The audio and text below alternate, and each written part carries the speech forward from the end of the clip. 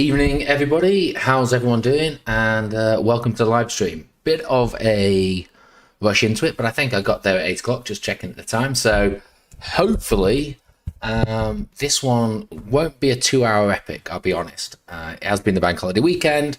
And so as an example, the research token I wanted to have a look at this week, I just didn't really get enough time to have a look at it. And I just knew I wouldn't be able to do a good enough job. So I'm going to put that onto next week. It is RSR Reserve Network, which should be an interesting one. Bijan's asked for that one there. So yeah, looking forward to that next week. It looks like everybody can hear me, which is great. Always a worry. You'll notice I've put a poll in the chart. Now, I actually did this poll on the 7th of February. And it's just to try and understand sort of roughly where people are in terms of exposure to the market. And I've obviously got the numbers from the 7th of February. And it'd just be interesting to see where we are now in terms of given where the market's moved and how that's, just trying to gauge, I suppose, whether or not we've shifted or FOMO or whatever you want to call it, or if we're quite happy with sticking to our guns in our current position. So please, if you can fill that out, that'd be fantastic. In terms of what we're going to cover tonight, so we are going to have a bit of a news section, as we always do. There's quite a lot to cover within that. Got to have a look at Bitcoin's price. We've got the Shanghai upgrade tomorrow. We've got presidential candidates talking favorably about Bitcoin. We've got Elon Musk's new plans for Twitter and what that might mean for cryptocurrencies. So yeah, plenty to have a look at there. We're also going to have a little look at MicroStrategy, Saylor, how he's done since August 2020 and why that's important as of yesterday's price action. We'll then have a look at charting. I want to actually maybe not clear something up. I'm going to give my view on something. I'd love to get some feedback from you guys, whether or not you agree with it. And that's just looking at the dominance and just trying to sort of align expectations in terms of where we should be looking right now, particularly if you're on the side of the market versus BTC pairs and how that plays out. Because I think there's a view there that perhaps we just need to readdress. We'll have a look at some price action, both bearish and bullish price action on BTC. And then I'm going to try and spend a bit more time going into sort of lower time frames on some of the other altcoins that you guys might be interested in. So I'll go through a few, but if you can populate in the chat any ones that you are looking at, I'll be sure to have a look at those as well. As always, I will keep on trying to look over to the chat and answer any of your questions. So if you do have anything, please feel free to drop it into the chat box and we'll go from there. But before we get into the news, I think, we've just had the Easter break. It feels like we've probably not really been paying attention. I actually haven't really been paying attention for a week. It's quite nice. But actually, this week's a pretty busy week in terms of news and economic events. So I'm just going to outline them all. I'm not really going to go into too much detail, but the big day has to probably be tomorrow. We've got CPI data coming out. We've also got the FOMC meeting minutes. So that's from the March meeting. So, there's no federal rate announcement whatsoever. This is just literally the printing of the minutes. So we can actually get to understand what some of the members thought about where they were and, all this talk about pivots or rate hikes or halts or whatever. We just get a little bit more of an insight. So that's always quite interesting. We then flow straight into Thursday and we've got the PPI data coming out as well as the unemployment claim. So definitely things to keep an eye on there. And then Friday, it's not actually on here, but we're actually in Q2 now. I mean, that Q1 has flown by, but we're in Q2. So we're going to start to see some earnings reports coming out. And generally, they always start with the banks. And so on Friday, that's when they're going to start to come out. We've got JP Morgan, Citigroup, Wells Fargo, BlackRock. And then through the rest of the week, we've got other banks. And then we get more into the NASDAQ stocks. So I'm not suggesting, we really need to pay massive attention to these, but it'll just be interesting to get a feel for where we think they're going, particularly the banking industry. Obviously, they had an interesting time in Q1. So it would be interesting to see how the big boys have picked up from those. And then, yeah, something to watch out for. So there's a lot of news. News generally breeds volatility. Volatility, obviously, breeds opportunity. So definitely something for you to think about if you are considering trading. Right, we will now go straight into the news then. So unless you have not bothered to look at Bitcoin price, and can you really call yourself a crypto trader if you haven't checked trading view at least 100 times today, you will know Bitcoin has done it. We're back above 30k. First time it's been there since June 2022. As a matter of fact, first time it's been there since the collapse of this. Let me think about this one. This would have been Celsius. So that feels like a lifetime ago. It was actually 9 months ago. But yeah, incredible start to the year, and that's just continuing to grow. We're now up almost 80% from the start of the year. It's actually a little bit more than that. It's about 82% if you take it back to the lowest point in November.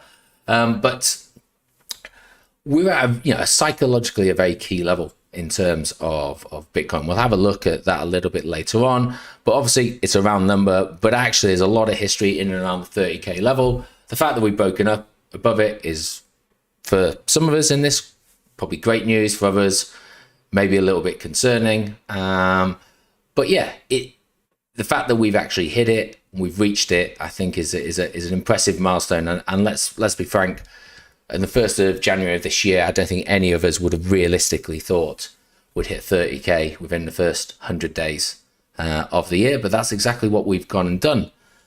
So, I mean, the article kind of summarizes everything that I've just gone and said there. But effectively, we're up since the 10th of June. So that was the last time we saw this. And as it says there, I think actually it's peaked a little bit higher than 30,273. Let's have a look.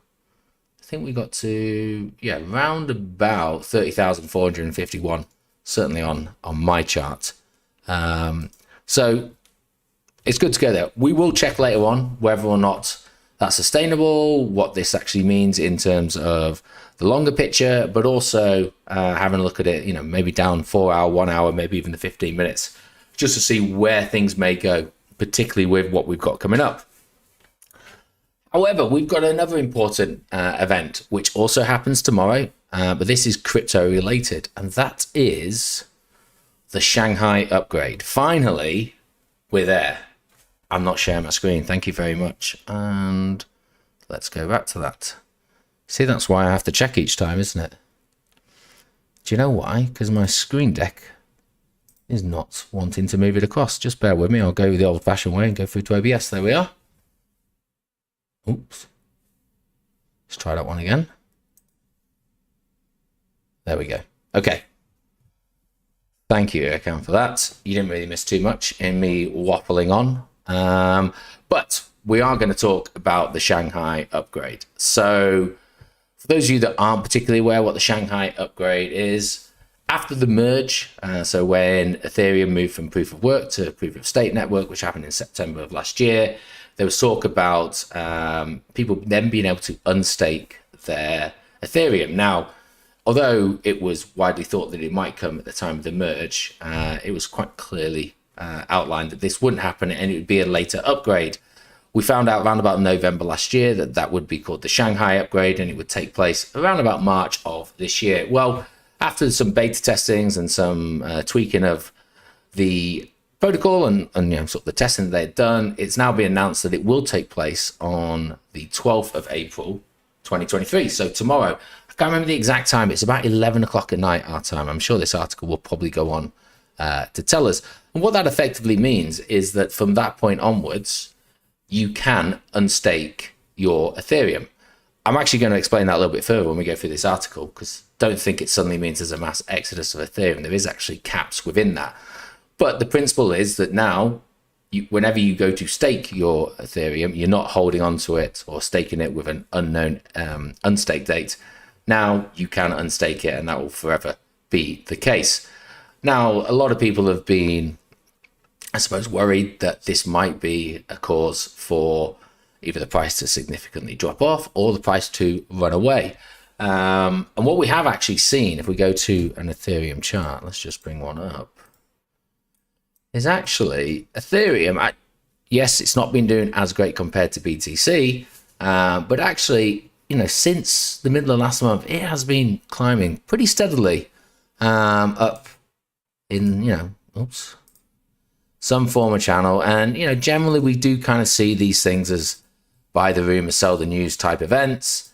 And yeah, it's not the cleanest of drawings there, but we have been working our way up towards that. Now, this was a very similar occurrence to what happened in the summer of 2022.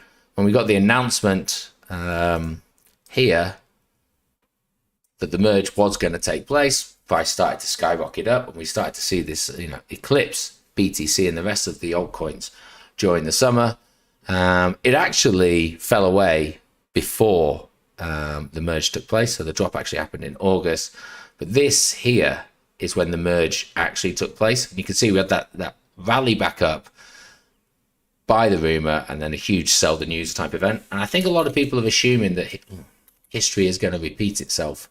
And the fact is that, now that we have the capability to do that, the people are going to finally be able to unstake their ETH. They're going to sell it for profit. Well, let's have a look through this article and actually see whether or not that's going to be the case.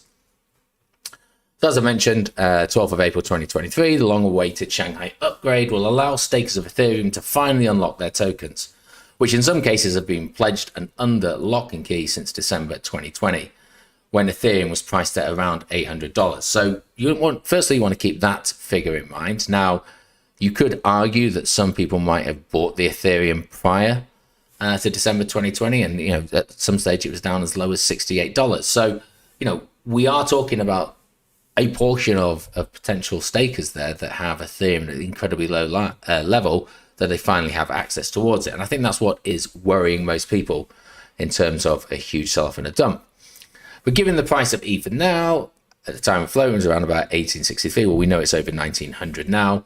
There could be a massive sell-off of locked tokens, currently valued at 31, it's actually 32 billion USD. 18 million tokens that have been accumulated since the move into the so-called ETH 2.0. So there's 18 million tokens being staked there, and then you do the math so you can work that out. So on-chain data suggests there is more staked currently down in value than in profit. And this is actually the key thing that I wanted to get across there. And this chart that you can see in the article explains it very well. Because yes, there was an opportunity for people to stake it from the beginning, December 2020. But actually not everybody did that. And what we saw at the beginning of 2021 was an incredible rally for Ethereum. And so people who were still getting in what they thought was relatively early into staking of Ethereum were actually paying far more than what the current price of it is now. And so if we just zoom into this chart, you can have a look at the Ethereum price when staked on the bottom axis and the amount of Ethereum staked. And yep, okay, the green is everything that is in profit at the moment. And then we've got like a white gray color for neutral, and then everything that's in the pink. I hope it comes out as pink. On your screen is everything that is not in profit. So there is more tokens currently being staked at the moment that are underwater than above water. So given the history of Ethereum, given where price is moving at the moment, and given that most people who stake stuff are pretty crypto savvy, you'd probably argue that actually being the second biggest cryptocurrency out there, people will have confidence that Ethereum's price will rise again. And so maybe we won't be seeing the mass exodus and mass unlock it of profit taking that perhaps people have been fearing. It's also worth noting that withdrawals will happen in two parts. So if you are staked through a smaller validator, so those that had 32 Ethereum, which currently varied at around about, it's about 60,000, this article's a day old, then you'll be able to withdraw only after the original validator themselves has withdrawn. So, it's almost like they get to do it first, and then once they've done it, then you get to do it afterwards. So, not everything's going to be unstaked immediately. And it's also worth noting that the entire sum unlocked cannot be withdrawn in one swoop. So that person can't unlock all 32 Ethereum in one go. I don't really understand the timescales here, so I'm having to believe the article, but it will take around 18 months for the staked Ethereum to be completely withdrawal. And Shapella, that's the other name for the Shanghai upgrade, has set limitations, allowing 1,350 full validators to withdraw from the system daily. So in theory, muted the effect of locked ETH flowing back into the free market. So again, we can't physically see everything being unlocked on day one. Now, I don't think it's in this article. It might be in another article. I'll have to have a look. Probably is. There's a few articles here. Just trying to get to the one. This kind of reiterates everything that we said there. That's not that one. Apologies, everyone. Always the case, isn't it? I'll try and find something. Here we go. This is it. So Ethereum's next big upgrade comes with the risk of added turbulence. What I'm looking for here is, so it's this paragraph down here currently. Currently about 18 million Ethereum has been staked, which we talked about, roughly worth 36 billion. Of this amount, is estimated that only 1.2 million of Ethereum, so basically $2.2 billion worth, will be withdrawn in the first 5 days. So using the timescales that they have, taking an average estimate of the amount of validators that are out there, that's what they're saying. So we may see an opportunity for $2.2 billion worth of Ethereum to be withdrawn. Doesn't mean it is going to be withdrawn. So again, sort of just dampening potentially any mass impact that it might have on the market. And if we go to Ethereum on CoinMarketCap, we'll just have a look at its 24-hour volume. So what we got there, it does today it's done $9 billion worth. So yes, you're getting pretty much an extra 25% worth of Ethereum over that 5 days, but there's 5 days. So if we just average that out, it's 5% a day. You know, what huge effect is that going to have? Well, we'll just have to wait and see. But I suppose it's just trying to reiterate, and I'm not going to go through any more of these articles, just that yes, it is a big event. It's been widely publicized. Ethereum's price has climbed on the back of this, so it might not just be staked people that are looking to sell. It might be those that is a buy the rumor, sell the news. But at least it's been done in the controlled manner that we're not going to be releasing everything all at once. Let's just move on from there. Just seeing if there's any questions. Again, Erkan, thank you for letting me know. Tim, so it's very concerning that we are above 30k. Mr. Tacker's great name. BTC making a push to breach 30.5. Okay, yep. So 30,450. Let's just minimize that one back down. There we go. We will have a look at where that's going a little bit later on. I'll keep an eye on it though. Just some other things. You know, this one I think is probably completely slipped over the radar, and I don't think it's a huge one, but just of interest, just given the issues that Gemini have had with the Genesis bankruptcy, with Digital Currency Group and everything else. The Winklevoss twins have effectively had to dig into their own pockets to lend their own crypto platform, Gemini, $100 million. Now, they had tried to get outside investment, as Bloomberg had reported here. However, that failed just with what had happened at the back end of last year, and then all the FUD that was surrounding exchanges. They weren't able to really secure the funding that would have been appropriate on their terms. And so they dug into their own pockets to effectively prop up the platform and the exchange. Now, Gemini has not been unimpacted by sort of last year's bear market. They've laid off, I think it's about a third of all staff. It might be 25%. We did cover it, but I can't remember the exact figure. So we know that they have been downsizing, and the fact that the Winklevoss twins have had to lend it $100 million. So it's two things to me. One, they've got an awful lot of Bitcoin that they bought a very long time ago, so they really are pretty loaded from that. But two, you know, they're still putting their own money in. They still believe that Gemini has a future. It's not a platform I've ever used, so I can't really speak for how good it is, or you know how many currencies or anything else it has there. But yeah, it was just interesting that one kind of popped up, and then I just think went under the radar because there's just so much other news this week. One of the other things, and this is why I was a little bit late, because I was trying to get a second article up, but I hadn't managed to do it. So I'll cover the second article I didn't cover first. But as we talked about last week, we had Elon just messing around with Twitter. He changed the icon of Twitter Bird to the Dogecoin. We saw Doge pump from 7 cents to about just under 11 cents. And what do you know? Last week he took down the Twitter icon. So you look, let's have a look. I'm trying to find one where it actually has it. So now in the top corner, it's just back to being the good old Twitter Bird then, so Doge. And what happened? Well, yeah, you guessed it. Doge's price fell, and it's around about 8.5 cents at the moment. So still up from when he started it, but yeah, down. I think a few people probably suckered him back on the hype. But, you know, that's just Elon being Elon, and I think we covered that enough last week. However, what has come about is Elon put a little tweet out, I think it was today, might have been yesterday, with just the letter X. And that was to symbolize that Twitter Incorporate merged into X Corp as the first move to become the everything app. And this is kind of following in from, I think it's WeChain in China. Someone will correct me in chat if that's not correct. Where they can do pretty much everything through their one app. And I think Elon is looking very much to do that.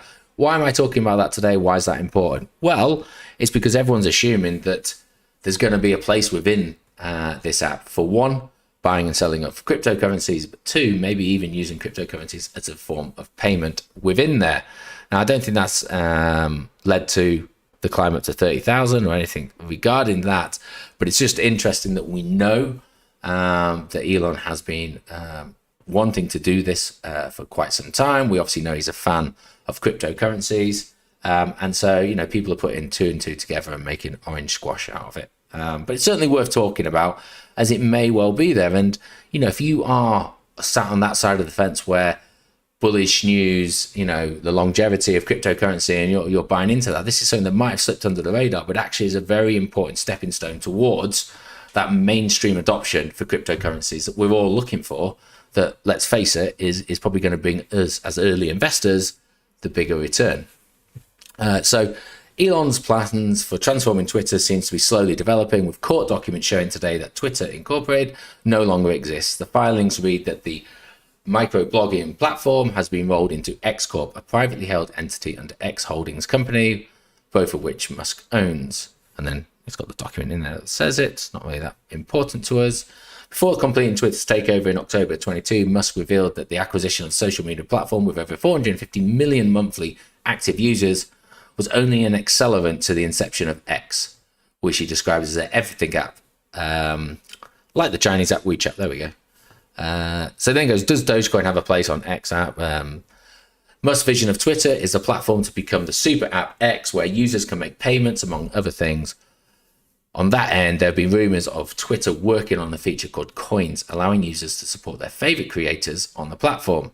And I mean, Twitter has been monetized for a while, and you can do it, I think, through BTC. But anyway, January, the Financial Times cited two unnamed sources who said that the payments feature of Twitter would support fiat currencies at the start. However, provisions will be being made for the application to support cryptocurrency payments in the future.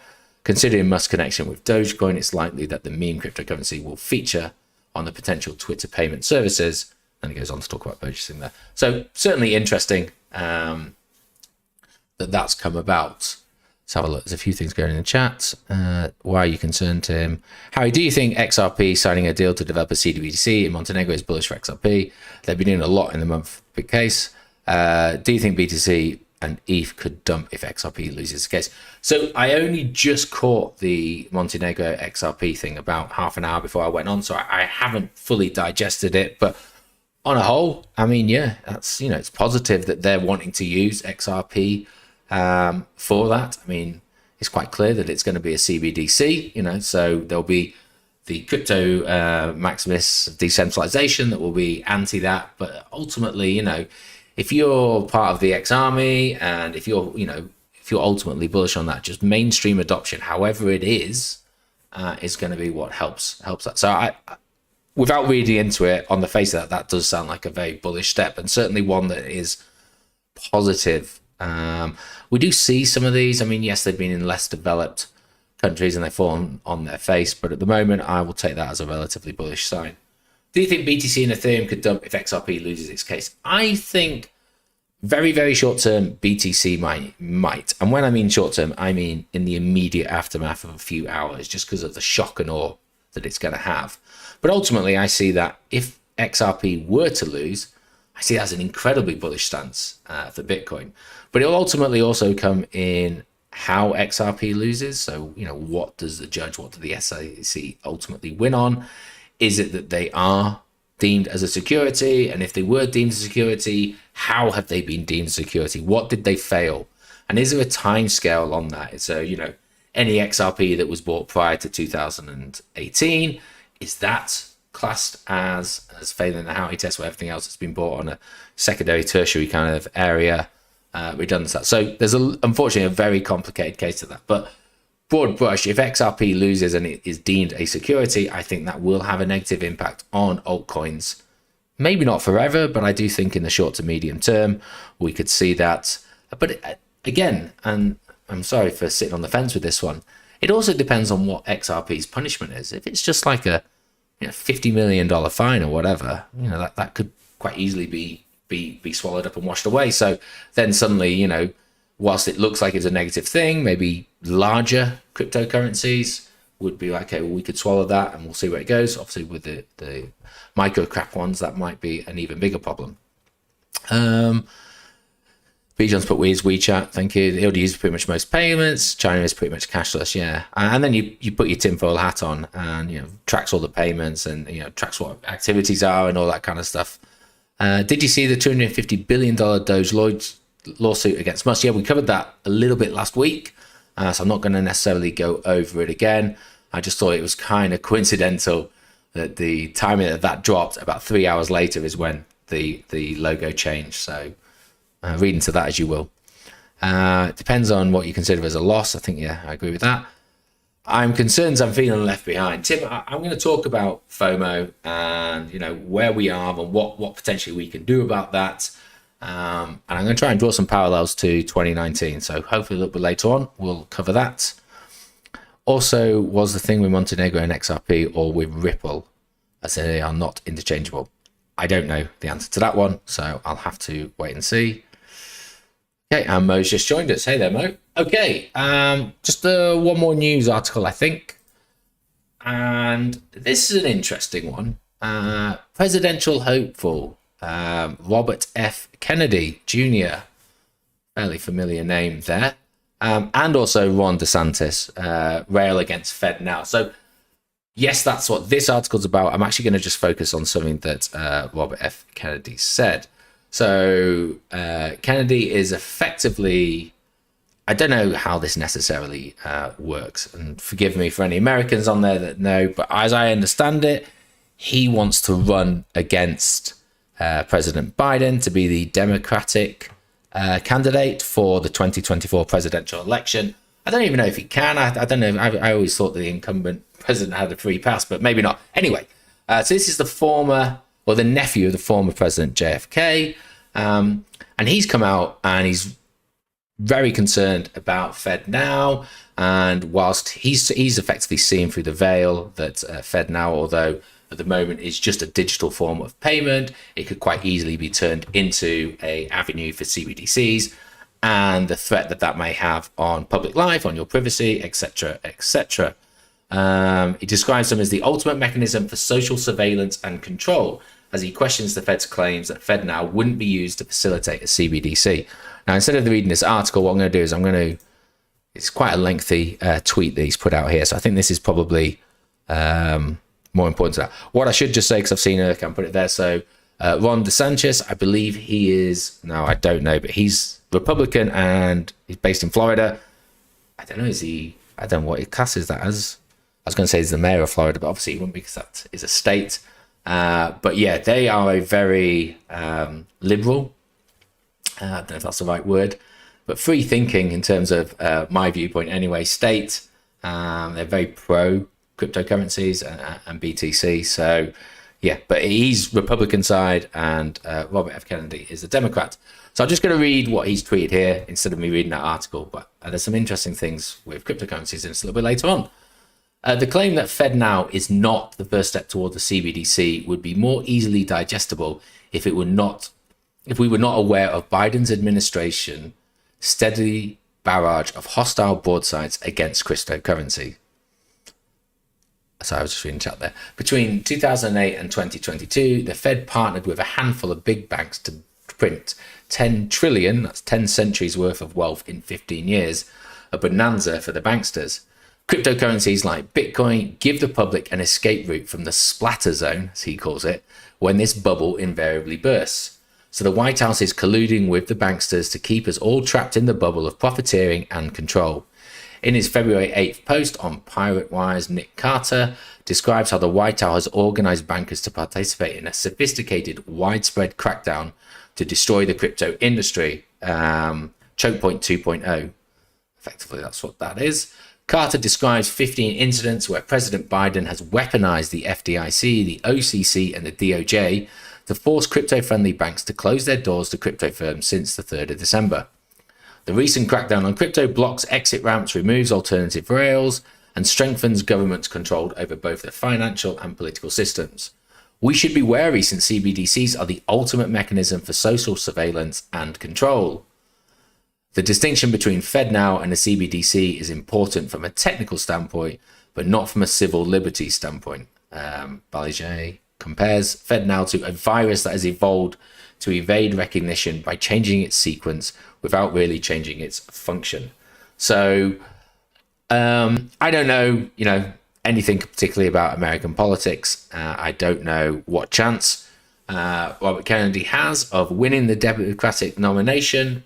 I assume not a good one, but who knows, because Biden's old and, in my view, creepy. But it's great to see another political person standing up for, one, anti-CBDCs, and two, putting cryptocurrencies, particularly Bitcoin, in such a positive light. And for me, this can only be a good thing. You go back 4 or 5 years, it was the exception, not the rule, for politicians to be standing up. But we seem to have more and more these days actually talking about it positively, standing up for that, and I think that's fantastic. And hopefully we'll see that evolve in the future. Let's have a look. Good evening, Polar Bear fam. Not sure I get that on Bijan, but okay. Feels like a precious time to jump in. Florida aren't going to accept CBDCs. They'll gun down those who implement it. I think Texas will probably be the same. California, on the other hand, will welcome it with welcoming arms. I mean, they just let anything happen over there at the moment. DeSantis is trying to get rid of CBDCs. And then you put through, Biden kisses more children than the Dalai Lama. And that's saying something. Yeah, I don't want to get drawn into that recent tongue incident with the Dalai Lama, but you're right. We'll leave that one there for now. Okay. Let me just have a quick drink of water. I think that's it from the news. If anyone's got any questions or comments, then please let me know. Okay. Right. Moving on then. Oh, what do we want to go to? I wanted to go and have a chat about this guy. So, hopefully, everybody knows who this person is. But if you don't, this is Michael Saylor. He is the founder and former CEO of MicroStrategy.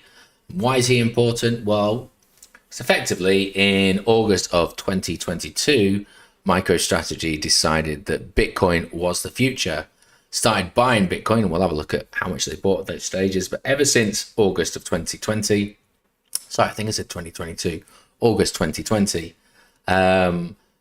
MicroStrategy have been purchasing Bitcoin, and they have been purchasing a lot of it. They currently own 140,000 BTC, which when you think about it is what, about 19 million total current, I want to say circulating supply, but I'm going to put that in inverted commas.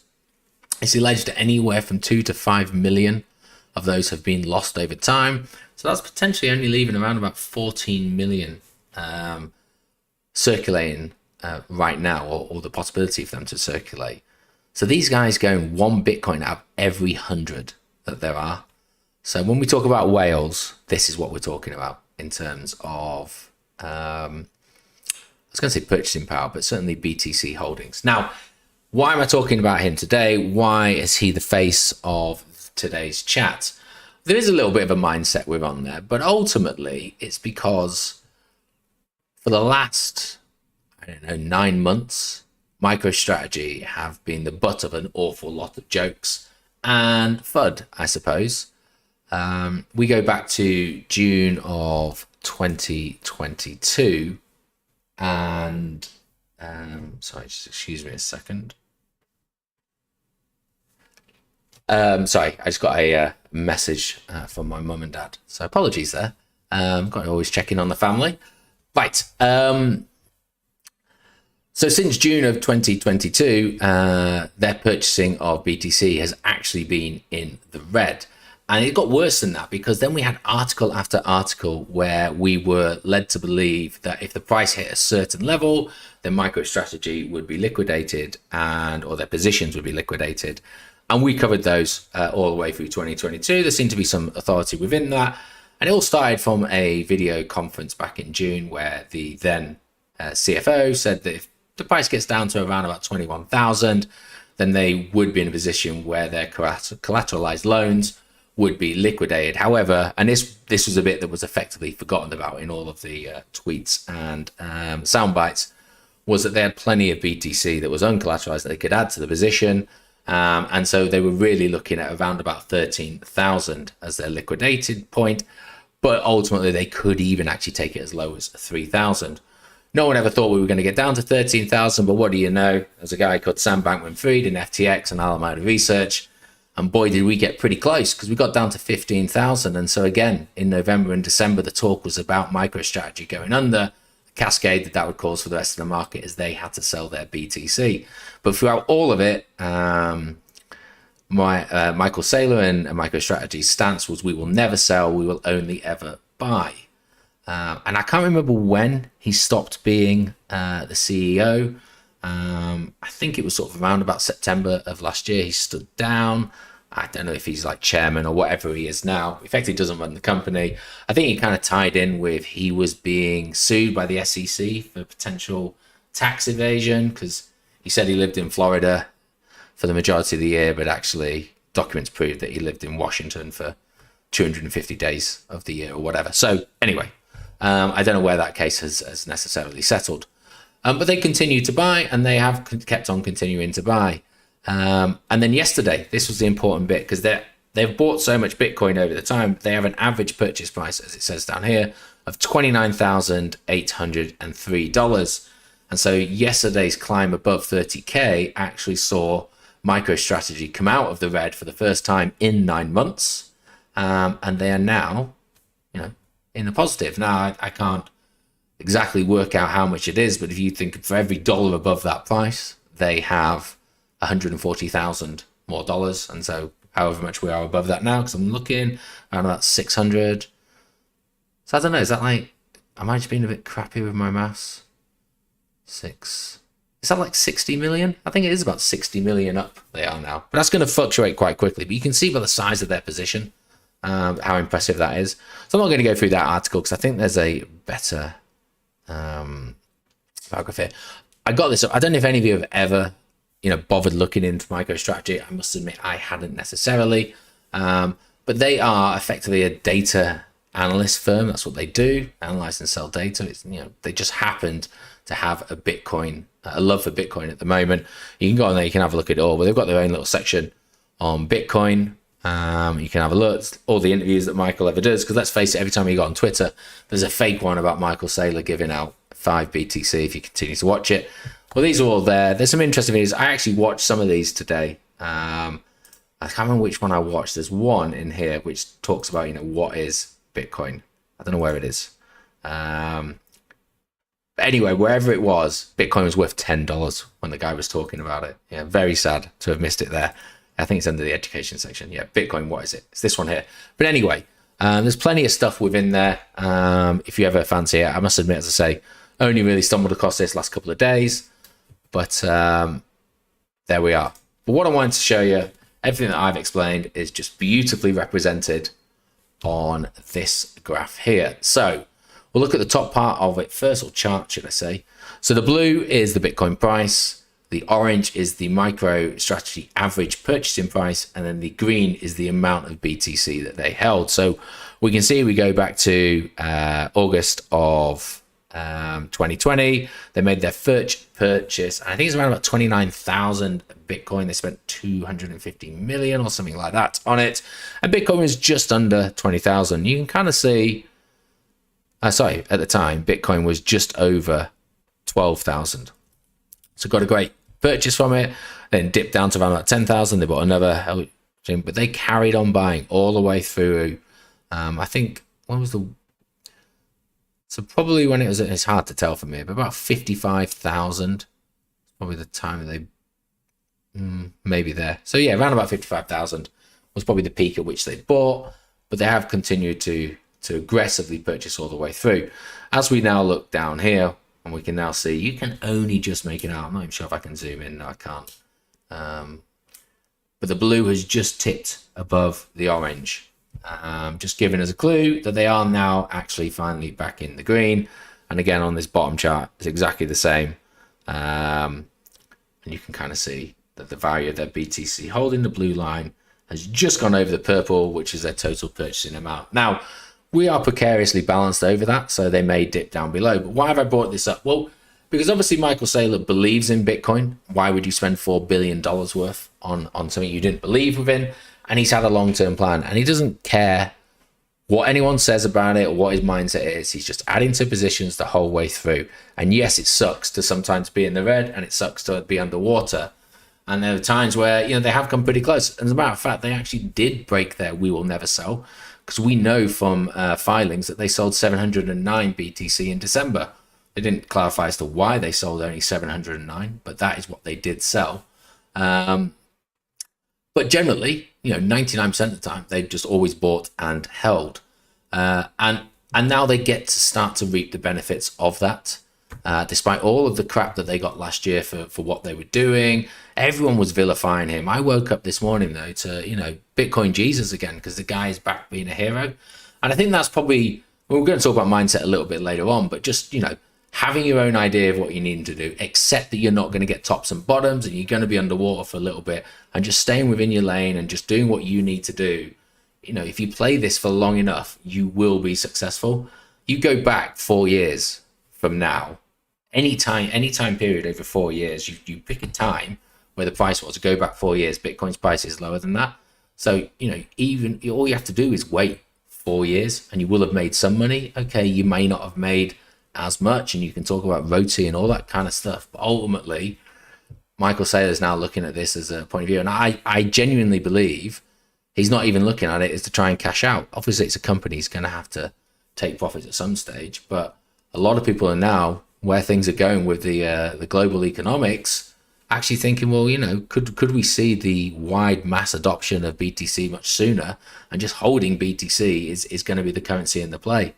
And if that's the case, then this will be the biggest company in the world. There's no doubt about it. So yeah, very impressive. I think, hats off to him for sticking through it. Hats off to the company and everyone else for going through that. It's likely that they will dip back down into the red, but the fact that they got so close to this line and the strength that we've seen at BTC, I think, he's played that very well, and he continued to buy in the lows. Down when it was $16,000, he was buying. When it was $23,000, he was buying. When it was $25,000, he was buying. So they have still continued to buy. Tim, I feel they own too much by percentage.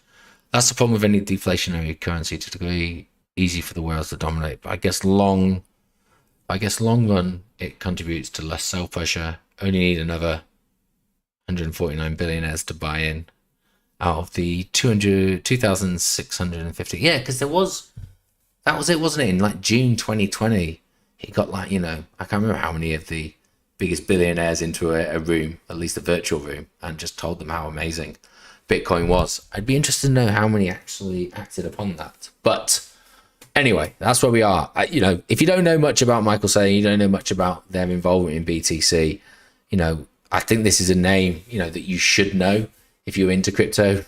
I'm not saying he's as big as Satoshi Nakamoto or anything like that, but I think, this is a very important individual who will bring Bitcoin along. Right, okay. Moving on. No more questions there. So we're going to start having a look at chart in a moment. The first thing I want to actually cover is Bitcoin dominance. Bitcoin dominance and where that may leave you, depending on where you are within your journey. Because I have a view on this, and I'm not saying it's right or wrong view, but it's potentially is different to other people. So if you don't agree with what I'm about to say, then please say so in chat or drop afterwards, and I'd love to potentially re-educate myself in case I have got the wrong end of the stick. But what we've got in front of us at the moment, 3 charts. chosen my beloved DOT as the example. So we've got Bitcoin versus USD on the left-hand side. We've got DOT USDT in the middle, and we've got DOT Bitcoin on the right-hand side. Now, you can't really see this as well because it's a white screen and it's probably not going to show up so well. But wherever I move my cursor in one chart, the cursor moves in the other chart. And that's going to be important for the example, but I will use lines. So we're seeing a lot of people talk about Bitcoin dominance. We've covered Bitcoin dominance over the, I don't know, over the last 3 or 4 weeks, certainly. And we can see, you know, Bitcoin dominance, I'm just going to change this to this one at the moment, is on a rip at the moment. We're at nearly 49%. So an incredible climb up. Now, what does that mean? That unfortunately means that altcoins against BTC are struggling because BTC has taken the vast majority, nearly 50% of the entire market, including stable coins, is in the value of BTC. So what we're starting to see, excuse me, is a lot of people, wrong one. I'm just rescaling things before I continue. Talking about the fact that alts are going to bleed as it is BTC season at the moment. And so I believe that people are hesitant in getting into alts at the moment for that reason. And I want to clarify my viewpoint on that and why I think that might not be the most sensible of viewing. And I'll start with it. So I haven't closed the poll yet, but I can at least see one line there that suggests that over 50% of us are not exposed to the market at the moment. So you are either in fiat or stable coins. Now, at some stage, you're going to need to move back into the market. And even if you went from fiat to BTC and then BTC to buy whatever altcoin it is you were looking for, you are going to effectively, because of the span at which that's going to be done, be buying with the purchasing power of a stable coin. I'm going to say USDT, and I'm going to refer to it as US dollar from now on, but you can insert whichever one you want from that. And this is where I think that there is, I don't know, misguided perhaps, or just a misinterpretation of what people are saying in tweets and in YouTube videos. Because as BTC USD value continues to climb, that doesn't mean that altcoins USDT value drops. In fact, what we can see is that altcoin USDT values still increase over time, but it's the pace at which they're increasing compared to BTC, which is driving the dominance. Now, that's a long-winded way of me saying that just because BTC price is going up doesn't mean that you're going to grab a bargain when you decide to re-enter into the market. And I'm going to try and show you that from an example. So we've got DOT, and let's just say the start of the year. So this is the weekly chart here. So BTC was at 16,655. And we roll over to the start of the year here. DOT was at $4.35. And in terms of a BTC value, DOT versus Bitcoin was 2629. It's got 3 noughts in front of it. Okay, so they are where we're starting. Now we can see without even looking at it that BTC price has gone up in that time. DOT's price has gone up, come back down, but it's still higher than where it was at the start of the year. But the DOT BTC value has melted away. Now remember, the reason I bring this up is because if you're in stable coins and you want an altcoin portfolio, then you need to buy altcoins. So waiting until DOT BTC turns around doesn't necessarily mean that the price of DOT has in USDT value has bottomed out, because we now know that the price of DOT can continue and other altcoins can continue to climb whilst DOT BTC is falling. And so for me, I look at a lot of altcoins at the moment, and I think they are, relatively speaking, in a very healthy position compared to where BTC is. And it's my view that any of you that potentially have missed getting in at BTC during this pump here and are, struggling what to do and maybe where to go in, you should consider whether or not to have a bit of initial focus on getting in an altcoin, maybe having to hold on to that altcoin for a little bit later, but getting in an altcoin price with a USDT value where it currently sits, and then converting that into BTC later on down the line when we move from a BTC season into an alt season. Now, yes, that might sound a little confusing and you might be adding extra layers of complexity towards it. So I'm not saying dive into that, but certainly give it some thought that actually that could be an opportunity for you instead of YOLOing into Bitcoin, which we know has had a hell of a run compared to altcoins. I mean, let's just have a look. BTC this year, we talked about 81%. DOT this year, even at its height, only got to 70%, but its current price is at 46. And that's replicated across all altcoins. But I use DOT. It's my biggest altcoin holding, and most people know that I'm a big fan of it. And so I look at this as an opportunity. Yes, you'll have people saying altcoins are bleeding and they're going to continue to bleed. And that's true. They are going to continue to bleed against Bitcoin so long as Bitcoin dominance is going up.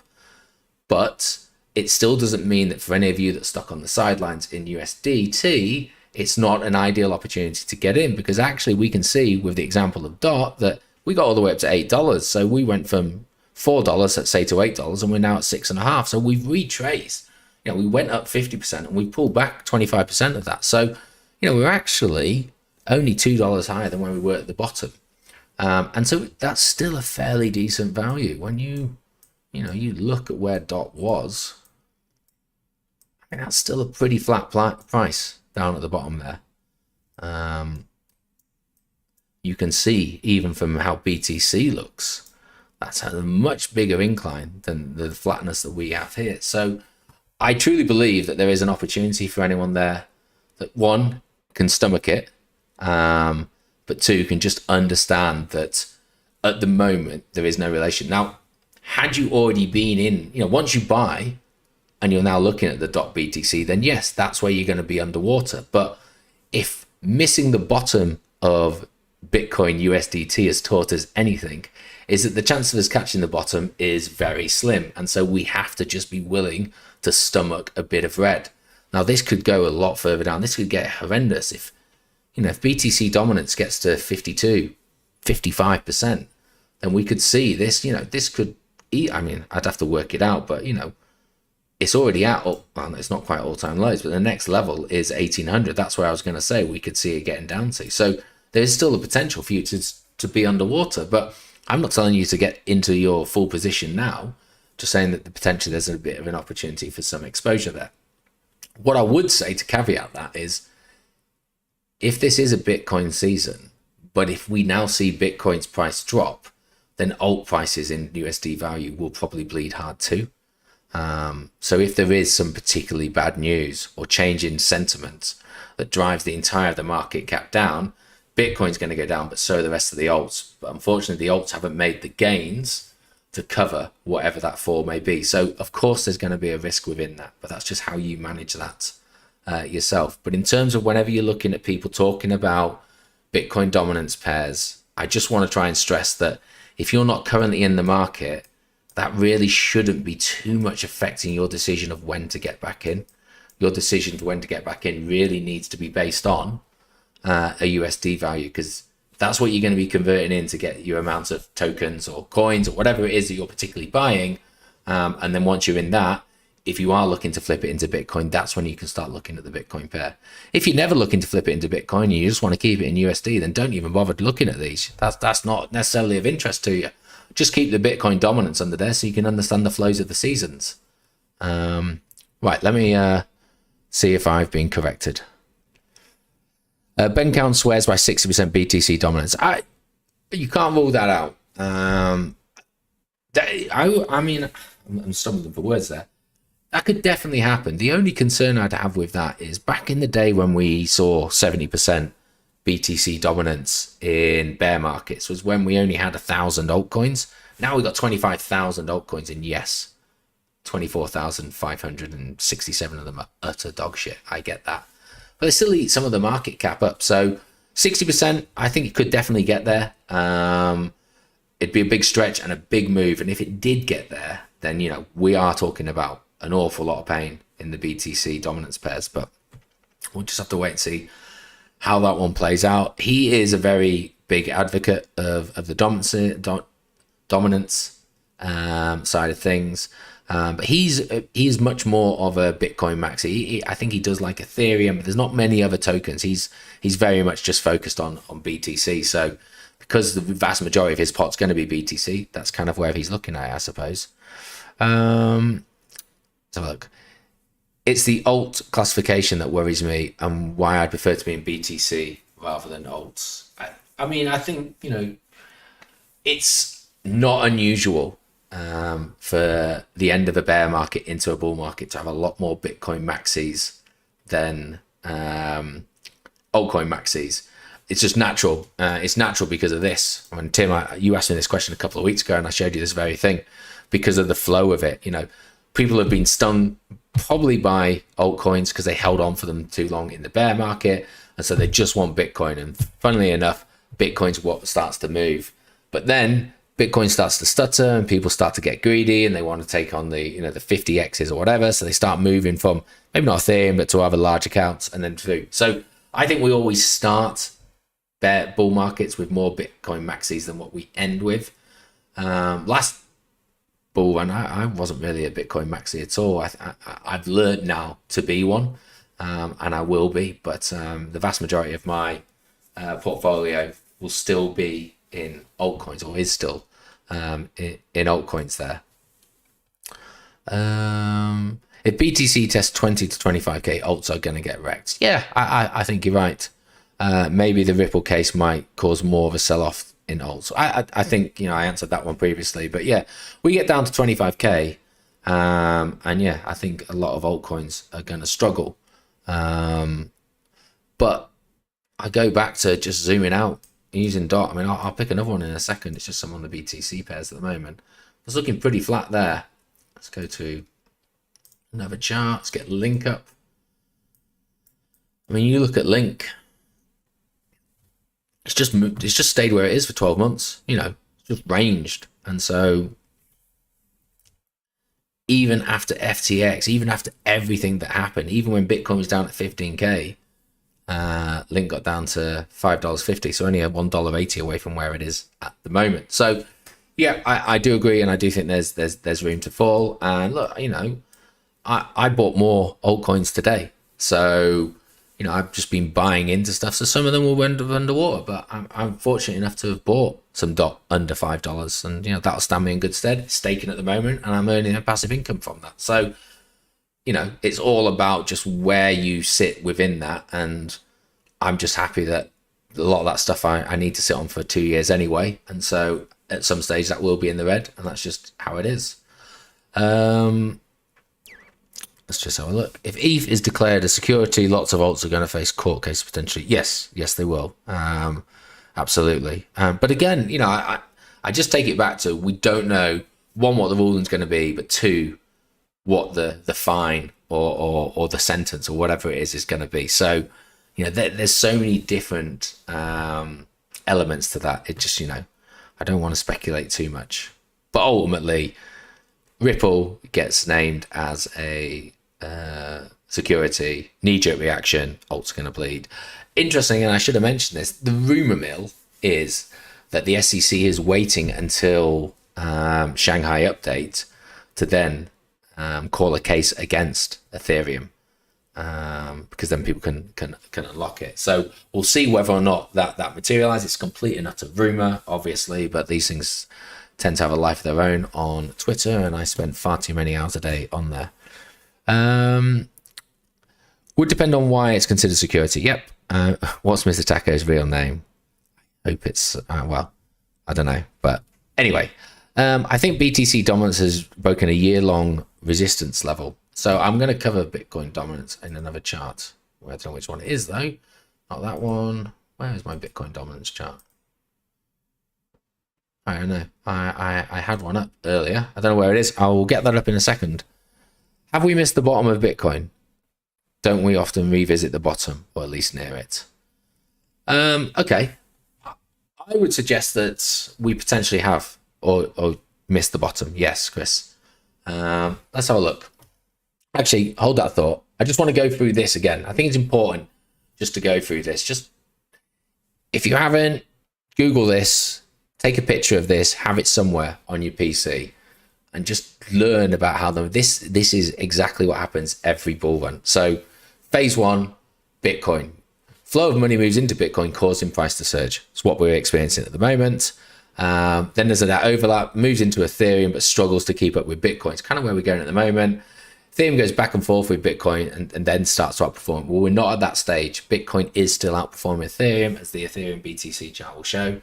But when that does flip, we start to see that Ethereum picks up the pace and that starts to pick up. So if you're not going to follow BTC pairs particularly, just have the Bitcoin dominance and the Ethereum BTC, because what you want to see is Ethereum BTC forming a bottoming pattern and then starting to form higher lows and higher highs. And then you kind of know we're in the season of alt season. Then people move that from whether it's profit or they just move across to large cap altcoins, so maybe anything in the top 50 or 100. And then from there, we get to this, and I think the description of phase 4 alt season pretty much says it all. Large caps have gone vertical and we're seeing blow off tops. Mid caps, low caps, micro caps all tend to pump around the same time. Large caps have been outperforming Bitcoin and Ethereum. It seems every coin is going parabolic regardless of fundamental. Memes are everywhere. Everyone is super excited and you feel the mania in the air. So that's definitely where I think we will go. In a full bull run. I'll caveat that at that point there. Right, let's try and get the dominance chart up. Bitcoin pairs, dominance. Don't know why that's there. So I think it's a little bit long. I swear I'd drawn this already. But so we had last week when we talked about it, it was 48 to 49 is what we were talking about. I had this nicely drawn up before. It's basically picking up those wicks there. And we haven't closed this yet. This is the weekly, but we haven't quite got above it. So where's a year? A year's then. So if we close above 48, then yes, Bijan, you're right. We have broken a year-long trend. But going back 2 years to sort of here, it's 40, just under 49. So that's really the test, because we can say historically, in the zone that we're currently in the moment, for the last 2 years, whenever we've got in there, we've turned around. So I'm not getting too excited about anything until we break that. But then when we look across at what we want to be, I'm looking at later, it's around about 52. Maybe you might be able to take it up. So that would be the next zone that you'd be interested in looking at. And then you're saying that Ben Cohen said 60. So 60 is around about there. Isn't it 59, 60? So that level. I mean, I would probably, if I was... Why is that not? Let me, there we go. I'd be looking more at that level first. So 58. But anyway, that's just where it is. But I get rid of those and that. These are what I'm looking at in terms of dominance at the moment. And as I say, you know, historically, the last 2 years, we've turned around at this point. And not only have we turned around, we've plummeted all the way down to 40%. And the difference between, it sounds like only 8%, but in terms of market cap and allocation, that's huge. So that can, you know, that would typically tie in with an alt season, whether that is a full-blown alt season or just a sort of almost a relief rally. But what you can kind of see is, I mean, we've got it up, so we might as well have a look at it, is, you know, the last bear market, so 2019, Bitcoin rose, climbing up, climbing up, climbing up, and we got to just about 70%. Then we started to have a bit of a recovery down to, what, 60%. And I'm trying to remember, but I think the narrative around here was Bitcoin was, I think it was around about $10,000, but we were racing up to 20K, and suddenly everybody was moving into BTC. So that sort of like push of, you know, that first move is Bitcoin. That's what it was. And we broke at the end of the year 28,000 or 20,000, and then within no time we were at 40,000. And then suddenly it started melting, but the price kept on climbing, remember? You know, this is May. That is where we were at our highest, 64,000. Everyone was moving into alts. You know, Ethereum was climbing up to 4,800, etc. You can visually see what happens.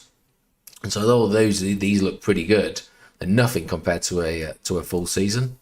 But yeah, so, maybe we do get as high as that, and that will be painful to start off with. But when it reverses again, it's an amazing time to be in altcoins. That's where you get people hitting the 50, 100x's. And so an opportunity definitely to take advantage of. Right. Sorry, let me go back to the question. Have we missed the bottom of BTC? Well, let's have a look, shall we, at everything. I was going to talk about cycles and where we are and full Bitcoin bull market. And I think this might help answer your question, Chris. So you've probably seen this up here previously. It's a sort of a color-coded area based on the 4-year cycle. I'm still a believer in the 4-year cycle. So I don't really care about whether or not regulation's going to come in. I believe the price will move regardless of regulation. So, if that's your narrative, that you just believe we're not going to see a bull run till regulations, then fair enough to you. But for me, this model has always played out. And so until it breaks, I'm going to believe that it's there, and it's working on scarcity. And we know that drives price, supply and demand. I mean, that's exactly everything that it's based upon. But what we can see here is we've got a green, a red, and an orange section. The green is the bull after the halving. So there's a price rise after the halving till the market top. Then we've got the red, which is the bear market, until the bottom. And then we've got the amber, the orange, which basically is the price fluctuating and ranging up until the halving. And pretty much these dates here, I don't know why you can see them, but they're almost to the week bang on the same. Relatively speaking, we have about a year to about a year and a half of a full-on blown bull market after the halving. We have a year and a quarter of a bear market afterwards to find our low. And then we have, got to do my maths here, but around about another year and a half of a ranging leading up to the bear market. But within this ranging period, which note we are in at the moment, okay, what we can see that we've found a bottom and we've had a decent uptick. So let's just zoom in a bit. I'll have to mess around with the ranges each time as we move through the cycle of the years. But we found the bottom, and we've had an uptick. And the percentage doesn't necessarily matter. I'm going to put it on there for you. 95% climb. We go back to 2018, 2019. So in 2018, we found the bottom. And what happened? We ranged in a bottoming pattern, and then we exploded up. Sound familiar? It certainly does to me. And again, found the bottom. And this was a huge climb. It's about 4x, I think. Why can't this? There we go. Select. So it's 330% up to the top. So an incredible climb up there. Don't worry about the percentage, doesn't necessarily matter. Then we recovered back down, got to close to where the bottom was, and off we went again. Go back into this one here. Similar kind of thing. Found the bottom. This doesn't look like much because of the price, but we climbed up here. This price here was $319. We crashed back down to $198. We lost nearly 50%. So we climbed back up, and then we crashed back down, found the bottom, and then we rallied back through. So these waves that we have, they've happened in the previous cycles. And even, I mean, you've got to take this one with a bit of a pinch of salt just because of how immature Bitcoin necessarily was. And I'm not including this wick, but obviously, I mean, there was no halvening. This was just when the chart was done. But we know Bitcoin didn't start in August of 2011. It had been around prior to that, but this is the earliest we can possibly get a chart for it. So that's what we can go with. We can see that rallying up during that ranging period before a crash back down. We got to the dizzy heights of $7 before crashing back down to $4. So again, losing nearly 50% of our value, finding it and then climbing back through. So in the last previous cycles, we have seen rallies that have gone through. Now, I'm not the one that just has to hang my hat on fractal patterns, so I'm not necessarily bothered about the percentages. I don't believe that they will always repeat themselves.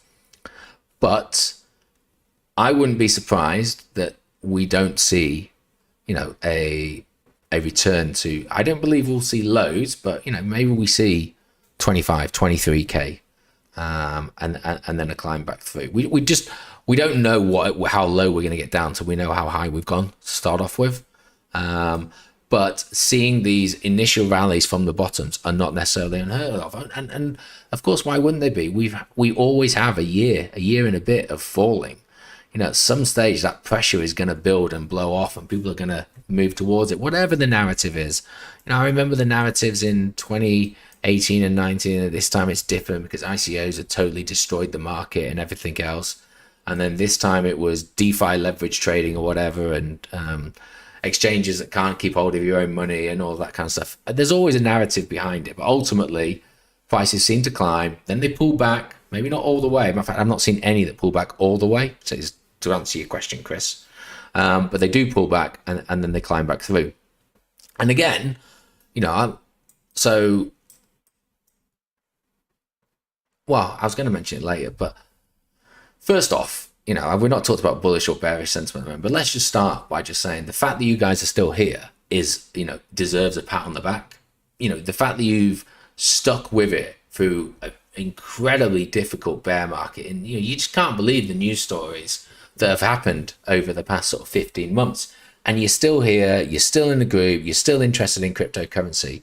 You are going to be, whether you're in the market now or you get in the market in what you perceive to be late, you're going to be in a fantastic position for you to be able to springboard through this. And I remember back at the end of 2020, we went into 2019. You may hear different stories from different people, but I've been in RT now for nearly 6 years, and I would say there was 2 or 3 of us that were interested in cryptocurrency back at the back end of 2018. Me, Habib, and another that's no longer in the group. Everyone else had moved on. Everybody they were in Forex, they were doing gold, oil, whatever it was they were doing. Nobody cared about BTC, and I stuck through it. And I benefited from this, and then I watched the COVID crash happen, and I just assumed Bitcoin was going to $300, and I missed it. I didn't get back in initially down here, but I did get in relatively quickly. But what hurt me the most was watching this, knowing what was going to happen, drop down to 3,100, and then I didn't get in till, I think it was probably about 6,000, so almost double where the bottom was. And yeah, I felt like an utter idiot and a complete failure at the time. I got in at $6,000. But you know what? When everybody's interest back in crypto came in again in 2021 and RT grew again, and I got to tell people that I was in at $6,000, I was, people would pat me on the back and buy me beers like I was some sort of hero. I wasn't. I was the idiot that missed the bottom, but managed to get back in at 6,000. But because I waited on it for 6,000, that seemed like an amazing price to get in, but to me it didn't, and not at the time. Felt like I'd missed out on having twice as amount of Bitcoin that I should have had. And so that's kind of where we are now. We've almost doubled where we are, and I'm not guaranteeing that you're going to have that retribution and that nice feeling in 2 years' time. But if this pattern is going to repeat, the chance, the opportunity, you'll be able to tell people who have no idea about crypto at the moment, or not in the market, that you were around when it was at 15 and also at 30. They'll still think the 30 would be a brilliant entry price. So, you're here, you're still trying to learn. If you've missed it, the bottom, yeah, you can beat yourself up all you want, but that's not going to change the fact that you've missed it. Learn from the fact that you have, and make a plan. I'm not saying YOLO in now, but when the price starts to drop, don't think it's going to immediately go to 15k. So, it's hit 25, so it's going to hit 20. It's hit 20, guarantee it'll hit 15. Because then when it hits 15, pounds to a piece of shit, you're going to say, it hit 12k. Capo's right, it's going to hit 12k, I'll wait. And then it won't, and you'll miss it. So, use the fact of whatever this feels like right now for you not being in the market as motivation for you to get back into the market at an appropriate time. But it may feel like you are a loser, or you've messed up massively because you decide to get in now. You give it long enough, and people will be buying you a drink and patting you on the back for sticking with it and getting in at such a fantastic price.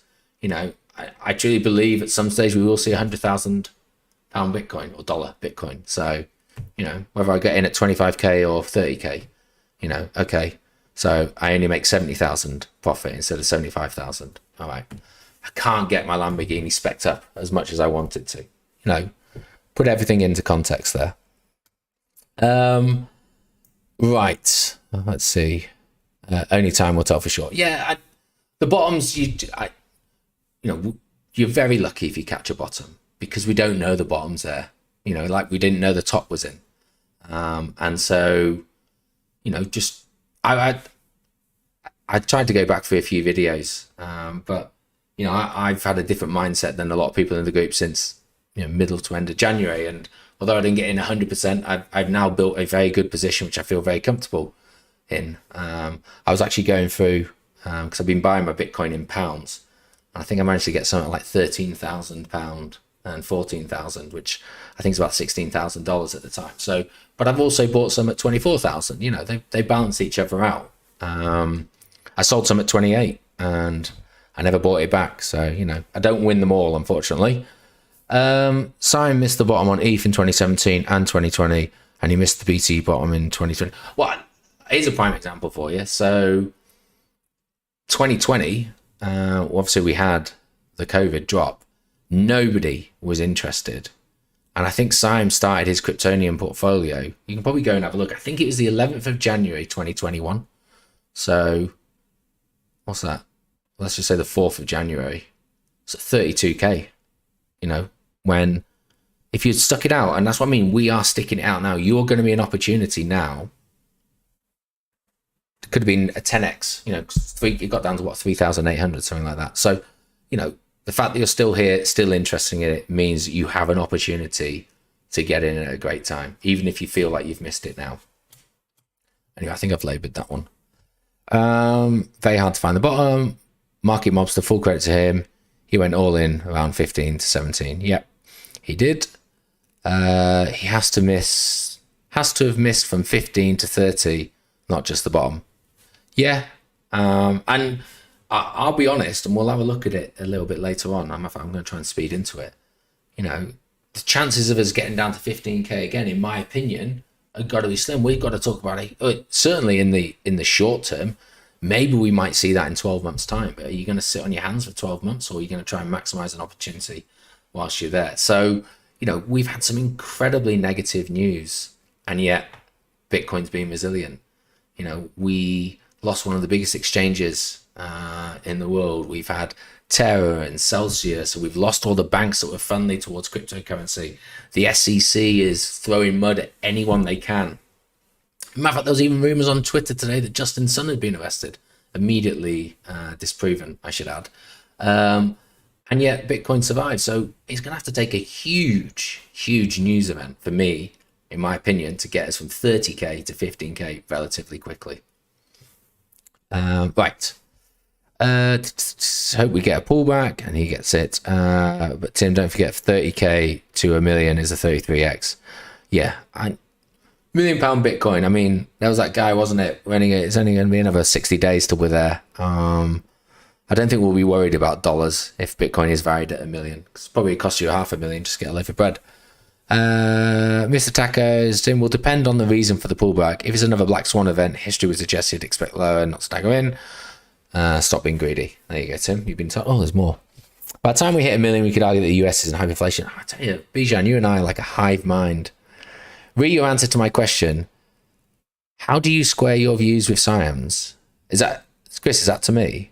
I think my views are pretty clear. I have different views to Siam. I don't think that's a bad thing. I think, one, we should always be challenging everybody's views, and two, what's the point in me coming in on every week and just saying the same thing that Siam does 2 days later? I've got my own views, and I think, generally my views are well thought out, and, it's a testament to whether or not people bother to turn up to these calls and listen to them, I suppose. But I've never felt any pressure to share the same view as Siam. So I don't think he's that kind of guy, to be honest. But yeah, it's fine to have different views. It's fine to have a different risk mentality. I mean, let's face it. I don't know where am I? Probably 75% in the market. I need to get a good portfolio. If we suddenly nuke to 15K, then I'll look like the guy that was too nervous and I FOMO'd in. But you know what? I'm happy with how I've done this, and my risk position where that's going to be. So, I look at trading as probabilities, and after suffering an 80% loss from all-time lows and all of the news events, and then we started to climb back up, what is the probability of us retesting that in the very near future? I think the probability's got to be low. We've got some pretty strong support levels. 28k is going to be a hell of a support level now, given how long we spent there. Let's have a look. Even if I missed the bottom, we still get a chance. I mean, that's it. So that's the beauty, isn't it?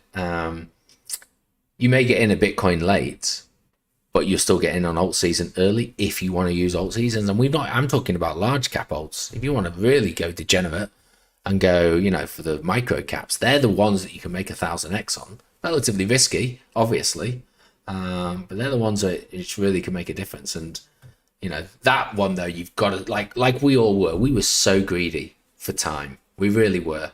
We should have made money for a couple of weeks and just banged out. And that's a lesson we all need to learn.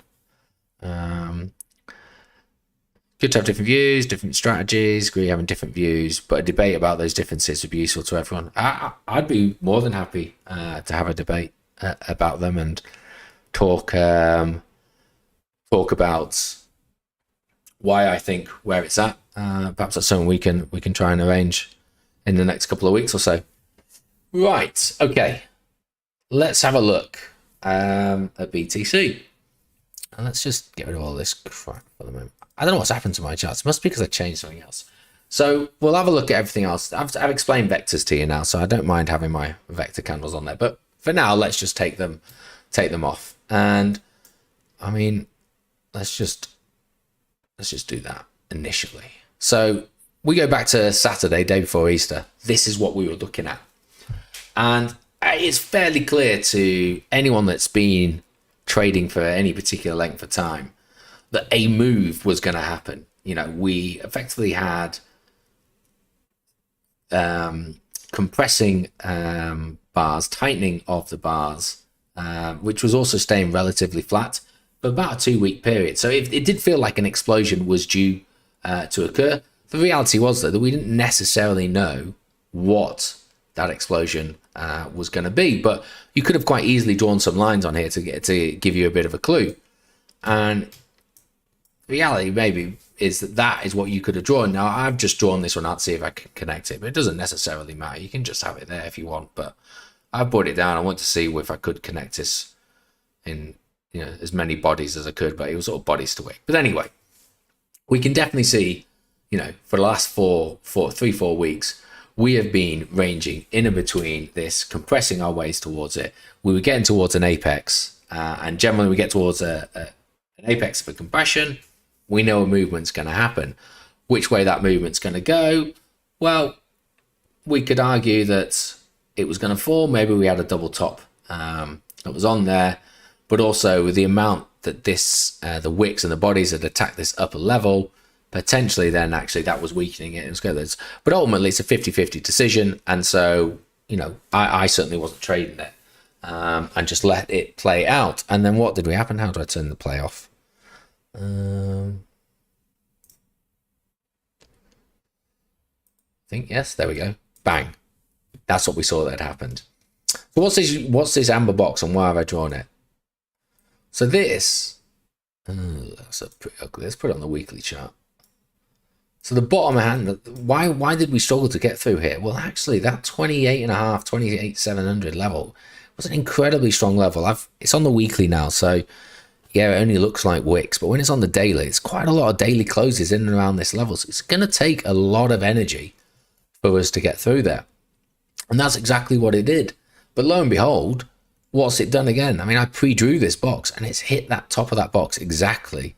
And then it's starting to come back. So this is still an incredibly strong area that we're in. And as we saw when we got to 25k, as we saw when we got to 28k, there's no guarantee that we're going to get through it on the first go. We've used an awful lot of energy to get through there. You could argue with very little volume as well, which is potentially a sentiment for the bearish side of things we can talk about a little bit later on.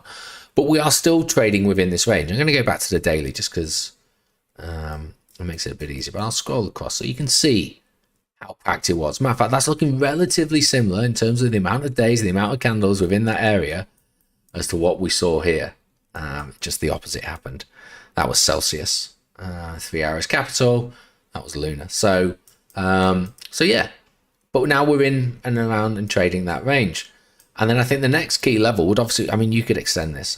That line there was just, I didn't want to show it initially. But, this range could now be that. Just picking in all of that noise there. That's our next battle, really, for me, is going in and around through that. And again, as we moved it up there, you can see there's a lot of other bodies we're now taking into account, closing in and around that level, picking up a lot more wicks. And when we talk about the wicks, we're talking about the run up in January here. We pulled back, rested off that, got a breather, climb back up. Then when we collapsed in May of 21, we found our bottom here. We then drove through the summer of there, repeatedly testing this before climbing back through. And then FTX crash. This is where we found our ledge to perch on before we fell back through. So 30 to 32,000, incredibly powerful level for us. And we need to, be respectful that we may not get through it on the first day, even the first week. And we might actually see some pullbacks. So let's just get rid of these. And we'll have a look at some, just delete them. Some other things that we can have a look at there. Let's get a bit closer and a bit more zoomed in. Oops, that's probably a bit too far. So then, I like to throw a fib on things. So let's just have a look. Fib down the bottom to where we were here. And actually, I mean, not the best of playing this out because we haven't actually tested this. But 31,000 is a level that I'd certainly be looking at because this is where the extension would take us to. And I think this is a fairly accurate place to draw this, just given the amount of interaction this has had with this level. It feels like this was a clear break and we're now extending through that. So the levels I'd be looking at were 31,200, 32,800 and maybe 35,000. So they're things that I'd be considering as maybe points of us to turn around. Take that off again. Let's just make some little marks, shall we? Just in case I forget where they are. So we got a level there, a level there, and a level there. Not worried about 44,000 just yet. That'd be dreamland. So let's get rid of this. And then let's put some of these indicators back on. Let's see what we can see. So just a quick 101 for those of you that don't remember. There's different colored candles here. So if you can see a green candle, that means that it was greater than 200% of volume during that particular time period. From a buy side, if you see a red candle, it's greater than 200% from the sell side. The blue is 150, and you can't see it, but if there was a purple, it would be 150%, greater than 150% to the sell side. This is on the daily. I changed that to a 4-hour candle. These are all going to change. And then these extended boxes that you can see are effectively vector candles which have not yet been recovered. So there should really be one here, I suppose. But ultimately, these are the levels that we are looking at. And these can stay indefinitely. You can see that this one to the north at the moment dates all the way back to the 9th of May 2022. But where's it? 32,600. I can't remember what that level was I marked there. I knew that one was 31, but I can't remember what that one was. But it's tying in with about the 50% level of that vector candle recovery zone. So, there's certainly an opportunity for it to climb up there. Now, we covered vectors a couple of weeks ago, so I'm not going to bother going back within that. But, there is a potential that this is slowing down because we had a strong burst there, but this has now gone to a blue. It still hasn't closed yet, so we don't really know where that sits. But it's something to look at. So there's an opportunity there, but we can also see on here there's EMAs, and there's some strength that these EMAs are lining up in the correct order, which is what we want to see. But price has a tendency to return to this one. This is the 50 EMA, and at the moment we're quite far away from that. And so I do expect at some stages to at least recover back to the start of this purple shading, if not test the line itself. Now where that will be at the moment, it currently sits at around about 26,000, but obviously it's in pretty decent ascendancy. So by the time that turns around, we might be talking about 27.5, 28,000. Well, 28,000 is going to make a lot of sense because that's where all this noise was. And so a retest of that to provide some support before climbing back on is what we would look to expect. Now, if we do return to this quickly, then there's potentially an opportunity here for us to target some of these vector candles. But, before we even get excited about that, we need to break the 50 EMA. And although we have broken it in the past, we've only done it once on this run up and it didn't last very long. So we just need to bear that in mind. The only other thing that I would look at would be, Adam, in terms of your question, some liquidation levels. So I'd already pre-done this. It might be an hour out of date, but it doesn't necessarily matter. So this is on the monthly. And so we've got some levels here. You can see these previous moves up cleared out that nice block there of about 22 billion and around about 29,300. But you know what? We can't help ourselves. So look at the color. Look how it's changing this color. People are now adding to their positions. And so these shorts are looking pretty prime at the moment. And what we're looking at, so starting about, actually, I haven't reset this since, so this might, let me rerun it because I know that someone mentioned the price ran up earlier. So maybe it ran up and took those out. Let's have a look. Just nipped into the bottom ones of those. So we're taking out a little bit of it. But we're starting to build around about the 31 level. And that was one that we marked up. It's 31 here. So that's tying in that maybe we might see some activity there.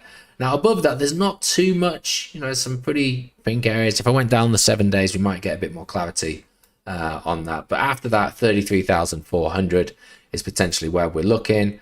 And that kind of ties in with this level here, 33,000. And if you take the halfway point of that vector recovery, 33,200, we can kind of see a narrative that we could drive ourselves up that way as well. And then on the downside, 25,600 is where we're really looking. I think that's probably ambitious to get there straight away, if I'm being perfectly honest. But 25,600 would be a test. Oh, let me just mark it. Wrong thing. Would be a test and a breach, even if it was a wick of the current 50 EMA. So definitely a few things to look at there. But this is, for me, the big thing right now is this just feels overextended from there. And we've seen it do it before, but ultimately it comes back. So these are daily candles. This could take the rest of the month for this to come around, or because it's CPI data and FOMC and everything else this week, it could happen this week. Who the hell knows? But these should be areas that you should be looking at. And if it does get to 26,000, going back to what are you going to do? That's $4,000 loss in price. What are you going to do? You're going to wait to see if it then goes to 20,000? Or are you going to get in? I'm not telling you what to do there, but what are you going to do if it gets down to there? Maybe something, just some food for thought on where that's going. In terms of sort of lower time frames, it's going to get probably quite messy here, but I did promise I'd go and have a look at some stuff. So on the 4 hour, again, the vector candles have actually been recovered. They probably weren't vector candles at these levels. Well, they were recovered by a wick. So they're not there. We're not seeing the first one till 35,000. For me, I'm not interested in that at the moment. It's too much noise up there. So if anything, tying in with the narrative of a retest of around about 28,000 and the top end of what was the daily 50 AMA, we can see that the 4 hour 50 AMA is around about 28,700. That's going to go through a nice few vector candles, recover that there, even a wick through, maybe taking it down as low as 28k.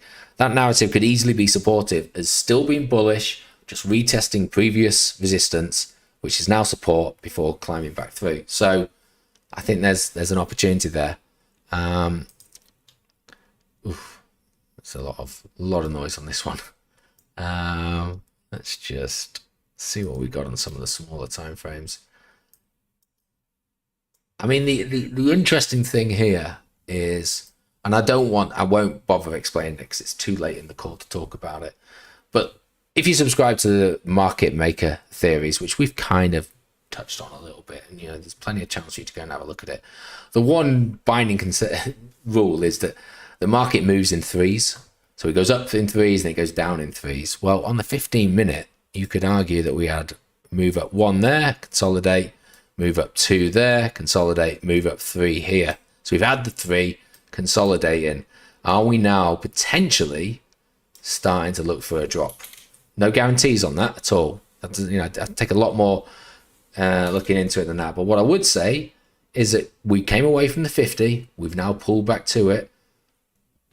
Only just, but we have started to close below it. So just seeing, that's not enough for us to make a decision, but we can just wait and see how this interacts in and around there if we start to move away, and if these candles are particularly colored and we move away aggressively through there, we may start seeing that we are actually starting to reverse. Now, that doesn't mean we're going to lose everything that we gained. That's not necessarily how it works, but we may start to see some drops there. And if we are going to see some drops, then again, there's an opportunity for us to understand what that means in terms of the higher time frames, and whether that gives us an opportunity to find a position in which we feel more comfortable in getting into, if that's what you want to do.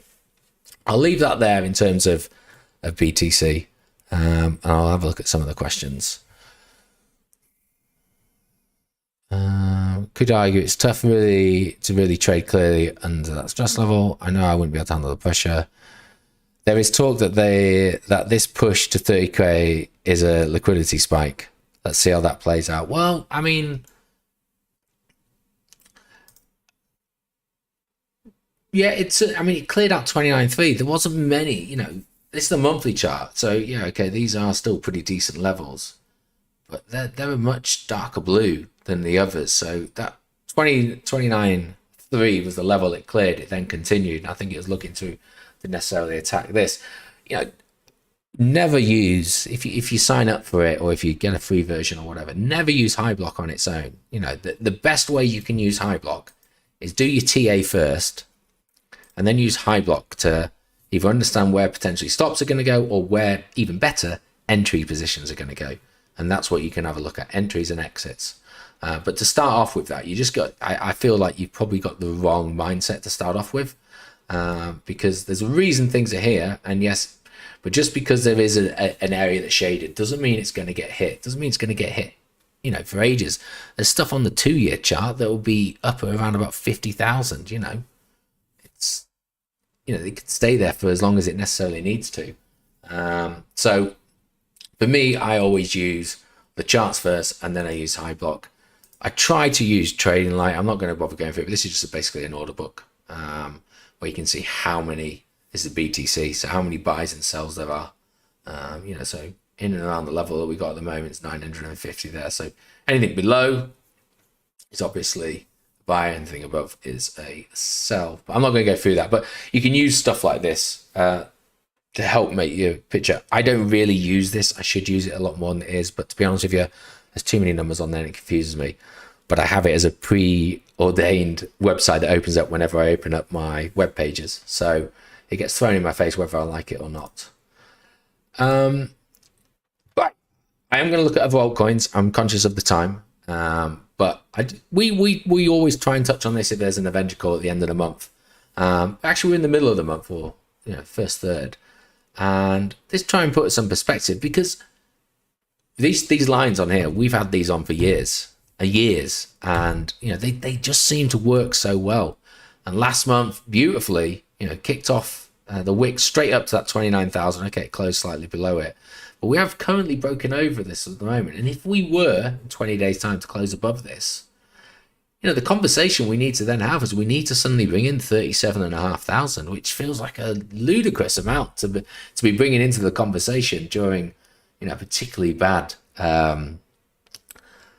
start to a what's the word I'm going to look for? Potential recession for the global economies. But there we are, and that shouldn't be sniffed at. And so for those of you that don't want to have to think about that figure, you may have to, maybe forced upon you. And so you should be keeping that in your mindset that if we close above 29k at the moment, the monthly chart says 37.5 is on the table. No guarantee we get there, but it's on the table. And so yeah, something to definitely be looking at.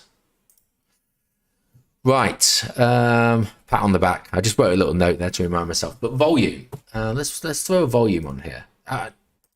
I've talked about sort of some of the bullish side of things. The one thing that does, there's plenty of things that concern me with where we're at, and one of them has to be volume. Put it on the daily. Generally, volume isn't great at the moment. And why does volume matter so much? Yeah, of course, volume is going to be down in a bear market. I kind of prefer this volume chart. I'm going to put it back on the daily.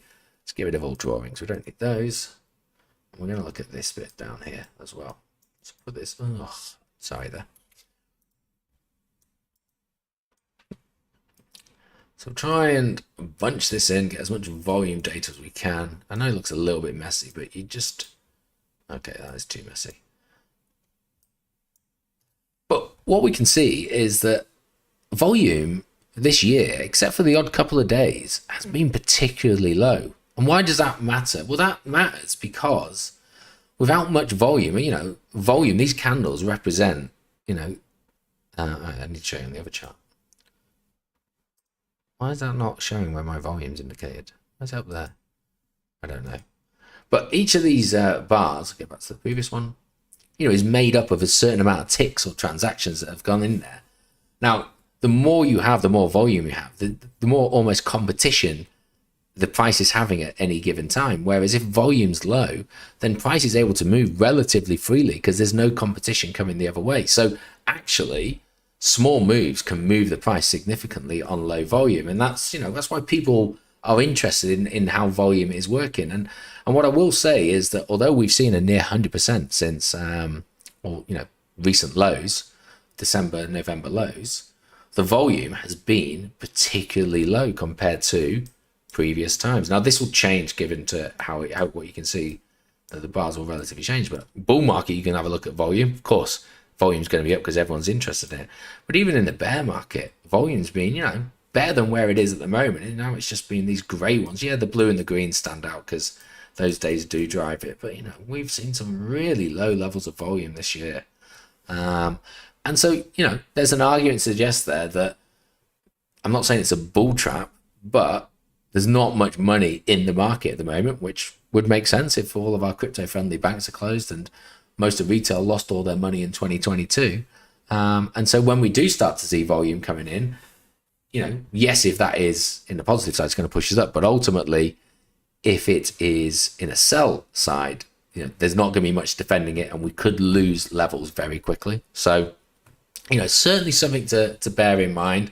I don't think I massively take a lot of weight towards, but I have this PVSRA on here, and which is price, volume, support, and resistance analysis, and I can just have a quick visualization of where that is. But if you hear people talking about low volume, then it's fair to say that we have seen very relatively low volume, certainly for the price increase that we've experienced. And if people are talking about it being a new bull season, well, bull seasons volume looks like that, very high. In fact, I'd have to change the scale just to get it in. So imagine that's a bull season, the start of the bull season, and then we take it to where we are at the moment, and they're absolutely tiny compared to it. Let's have a look in case I missed some questions. I've been looking at high block all day on the 29k level. That's slowly been getting weaker. People taking off their long positions. Yeah, so that's the other thing. High block. It's only liquidation level. So if someone closes a position, then that will disappear.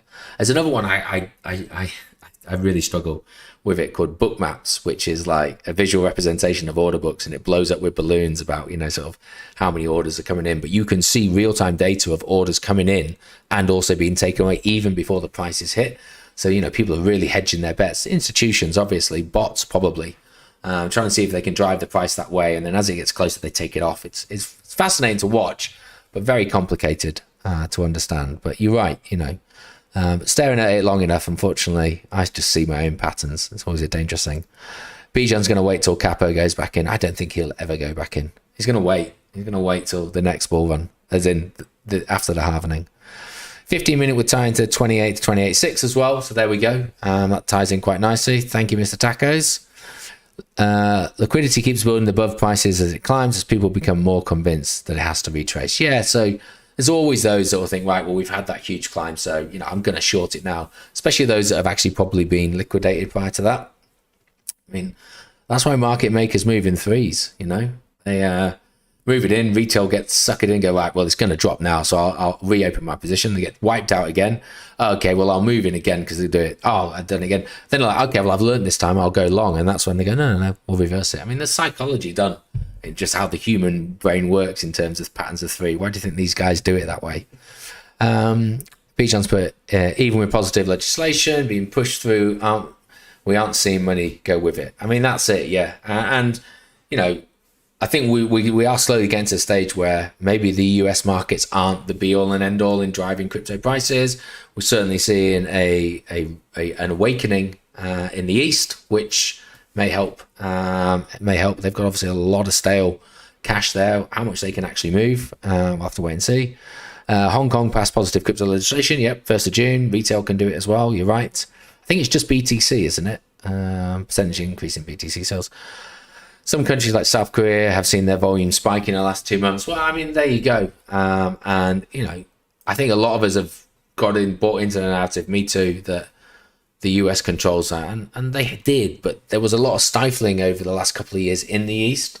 And so now that they're opening, I think it's naive of us to just assume that America's going to rule the way when, you know, there's a good chance that they still are dominating it for now, despite them fumbling the football all the time. But yeah, okay. I really realized how much I've been rambling on. So is there any cryptos anyone wants to have a look at? And I'll have a quick look and I'll end this poll as well. I think I did. End poll. There we go. If there are any, otherwise I'll just pick a couple that I'm probably interested in. Tumbling the soccer ball. No, I was actually thinking of an American football. You know, with them being American, I was giving them the courtesy of an American football analogy. But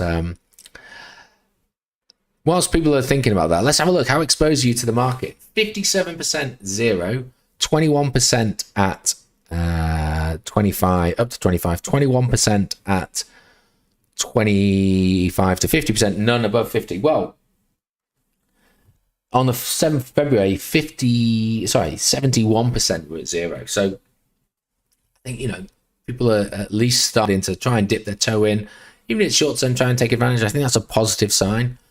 The 57% of you that aren't in the market, you know, what's going to make you get in the market? You know, what is the reason that you've been hesitant? And that's potentially a rhetorical question, but maybe one you need to ask. Just why haven't you? And, you know, it could be because you think we're going to see a bottom again, so you're happy to wait. That's absolutely fine. Up to 25, we were 14%, we're now at 21. So again, that's seen a positive move up, which makes sense because we've lost the amount on zeros. And 25 to 50% was 7% previously, now 21%. So again, more people are starting to hedge in. What is odd is last time we had 7% at plus 50. I suppose maybe not everyone that was on the call then is not, but now we have zero. So maybe someone's been selling. Maybe someone's a shrewd seller and just sold now. Hats off to you if that's what you've gone and done. Okay, let's have a look. We'll have a look at Ethereum, obviously, whilst we're in. I'm going to get rid of all of this. Let's just go with the good old fashioned. Let's get clear that. So, Chris Link, Quant, Glimmer, OKB, and Filecoin. Okay, I think they'll be the ones I'll stick with, and then after that, we'll probably call it. So I drew this earlier, but we can clearly see there's some sort of rising channel. Now, it is kind of compressing, but it depends how you draw it. I'm trying to stick body to body, so actually, we're nowhere near the apex. I have to clip that body, I'll be honest. But we can see that it has been climbing through. Now, the fact that it's climbing leading up to the unstaking, which I do think is going to be a bit of a non-event, I'll be honest, is not surprising. But what's the nearest level? There's a beautiful round number around the corner. We're at 2,000, so maybe that's where it is. Well, let's have a look at some of the previous price action prior to that. Where is 2,000? There. So it does seem like it's a bit of a target, and then we are getting towards an apex there. If we were to just continue on this path, we're probably looking, you know, a couple of weeks, a week and a half until we get there. If we were just to keep on bouncing around in and behind that. So, you know, maybe that ties in after the first 5 days of the unlock, start to see the price sort of fall. Maybe that's a magnet point for it. In terms of a fib level, let's see if this one plays. I mean, this is the problem with this one. Let me just on some EMAs in a second. The only problem with this is because it's climbing, it's hard to kind of gauge where you draw the fib from, if I'm honest, because it had a little bit of a respite there. I mean, it's kind of bounced off that kind of nicely, that 1940 level each time. Almost retested with this candle in. Maybe that one works. I mean, yeah, maybe. I think we might be scratching a little bit just to try and make this one fit. But hey, it's good as anything we've got to go on right now. And it kind of gives us a clear level that we're looking at. This is on the daily, and there'll be people talking about a potential double top depending on how this one closes, which I think is something to have a look at. We are going to be a bit further away from the EMA, so let's have a look where we are. Oops, wrong one. So in terms of EMAs there, the 50 is down at 1730, so we've got some potential there. So maybe we do start to sort of at least pull back to there. I mean, this double top for me is, even if it is a double top, the difference between the neckline and that, it's not exactly a huge one, so maybe it just falls back into this chop around about 1800, and we go from there. I think for me, what I found is that I'm just not trading derivatives wise at the moment at all, and I have no desire necessarily to do it. I think it's just because I'm staking a lot of my stuff now, so my mindset's a little bit different, but the risk to reward of where that's going, especially with the news tomorrow, it's just such a, why take the risk 24 hours ahead or something? You might as well just wait to see how that one plays out. But that's certainly what I'm looking at. 2000 level, I think, is an obvious one. The fibs kind of line up with where we are at the moment. And then if I was to retest it back down, I'd probably be looking around about the 1730. Because that's on the daily. We take it in the 4 hour. We're going to be much closer to that, yeah. I mean, this 4 hour, it's been beautifully snaking up and along it whilst continuing to make, trending upwards, higher lows and higher highs. So, retest down to 1865 and then just sort of working its way back up to that 2000 level, I don't think is necessarily off the cards there. Volume again is still low, still very low. Right, let's have a look. So Link. Okay, Link. Just want to bought some more of Link today. I'm going to use a clean chart for this one. It's too messy, that. Let's go with Link. Let's get rid of volume because we don't care for it. Daily. So I mentioned earlier, Link has been ranging unbelievably for the last year. I mean, I don't know of another altcoin that's ranged as well as this has. But effectively from 540 to 940 it's ranged, and we're at 740. So we're pretty much at the midway section. 4 weeks ago, I did a research token on Chainlink, and we talked about price action. I basically said anything under 750, you've been buying in the better half of a year's long range. Well, we're still under 750, and so from a long-term point of view, I think it's there. Now, to be fair, we haven't really touched these 2 points since the start of the year and just prior to FTX's collapse. So we have compressed that range somewhat. So this might get messy with me necessarily drawing over it, but I don't really like drawing stuff with 2 touch points because anyone can draw that. So there's not really too much there. I mean, you could argue, I'll zoom in so people can see it a little bit better because you know what the range is now. Maybe you could say, well, that was more of it and it just breached through, but pulled back fairly quickly. But if that's the case, and then you did that, I mean, we are getting towards a compression here. There's no other way of looking at it. So I think there is a move on the cards, sort of, to, any time now to the end of the month, next couple of weeks, we're going to have a move. Unfortunately, it's a symmetrical compression in the midpoint of an overall ranging pattern. I could not know where to call it. All I will say is if it starts heading towards the bottom, I will be buying an awful lot more Link. And if it heads towards the top and it gets close, I will sell some of my Link. I'm feeling fairly comfortable in this range at the moment. So that's what I'm going to do with that one. Let's have a look. Quant. So again, Quant is, I mean, it's definitely something there. It's been struggling with. You can probably link that to that one as well, actually. So we're at the upper end of this channel. This resistance line at the moment, and it's butting up against it. I'm just maybe you could draw that. I mean, I know it's breached below it, but there's got plenty of other touch points along the way. And again, if that's the case, we're right at an apex. And this is kind of tying in with alt season. Bitcoin dominance, we're at that 49% level, potentially at a point where it may turn around. People start to take profit and move that into altcoins. That could be what causes these to stretch upwards. So certainly one to have a look at. Hoping you guys are still receiving this because I've just got a little warning on there. But anyway, hopefully you are. Right, Glimmer. If not, I will film this bit separately afterwards. So Glimmer, I think, has just had another token unlock, or it's about to have one like tomorrow. Let's have a quick check. Always worth having a look on that because these token unlocks are fairly decent in size. No, it must have had one. Moonbeam. Next one's not for another 30 days. Okay, so we've got a bit of time there. So let's just close that. So with Glimmer, again, this has got a fairly good bottom to this one here. It's riding up with on that. We're on the daily once again. But it has just been ranging through. The thing about Glimmer I found is its absolute bottom at the moment is 31. We're only at 39. So it's not really moved that far away from it. So again, for me, because it's a bag that I hold and I've been staking for a while now, it's still in what I find a relatively good price. And I've been happy to purchase it. Let's have a look. I'm just trying to see what would be the best thing to use here, because I don't think there's anything there. But from a from a fib point of view, when it came down here, it's gone up to the 0.5 before retesting, and then it's just it's in and around this 236.39 cents level. So, and it's kind of working its way up there. My only worry is that it just drops off.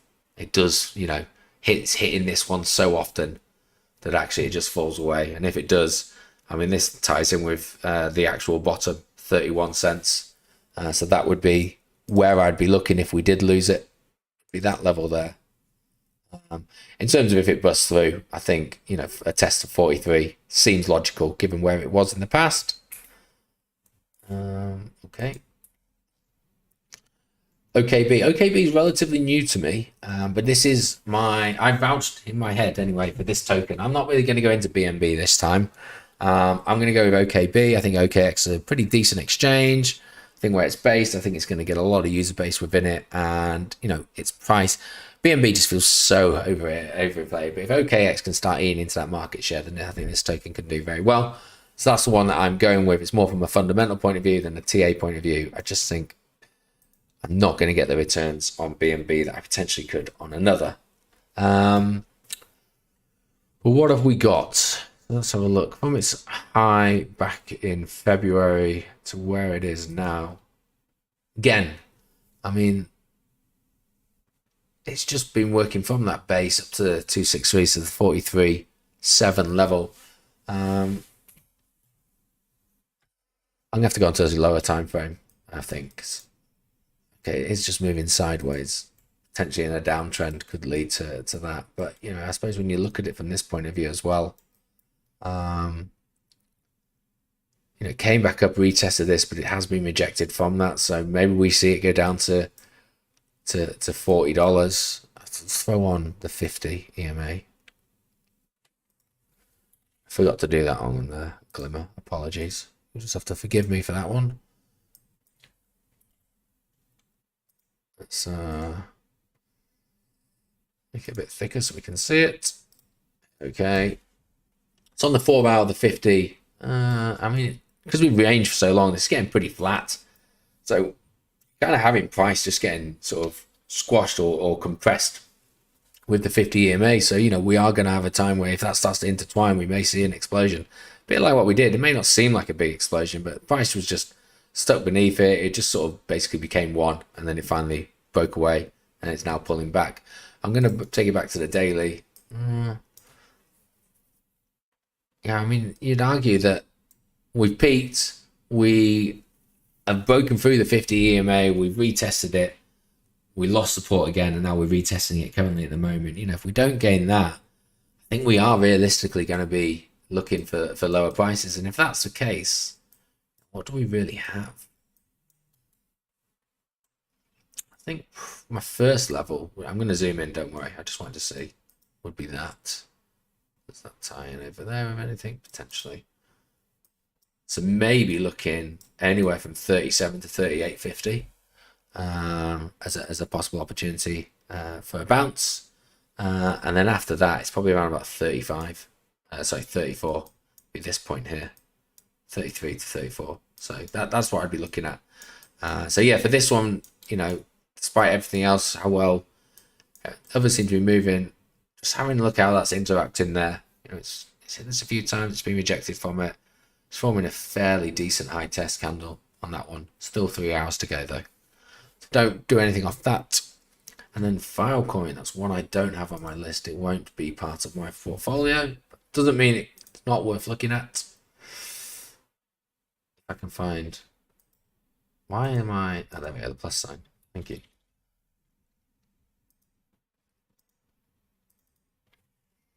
Okay, so... Again, on the day... This kind of looks a bit like how DOT has done, if you think about it. So we had, the bottom in December, climb up with BTC, and then we've retraced about 50% of that. Very similar to what DOT has done.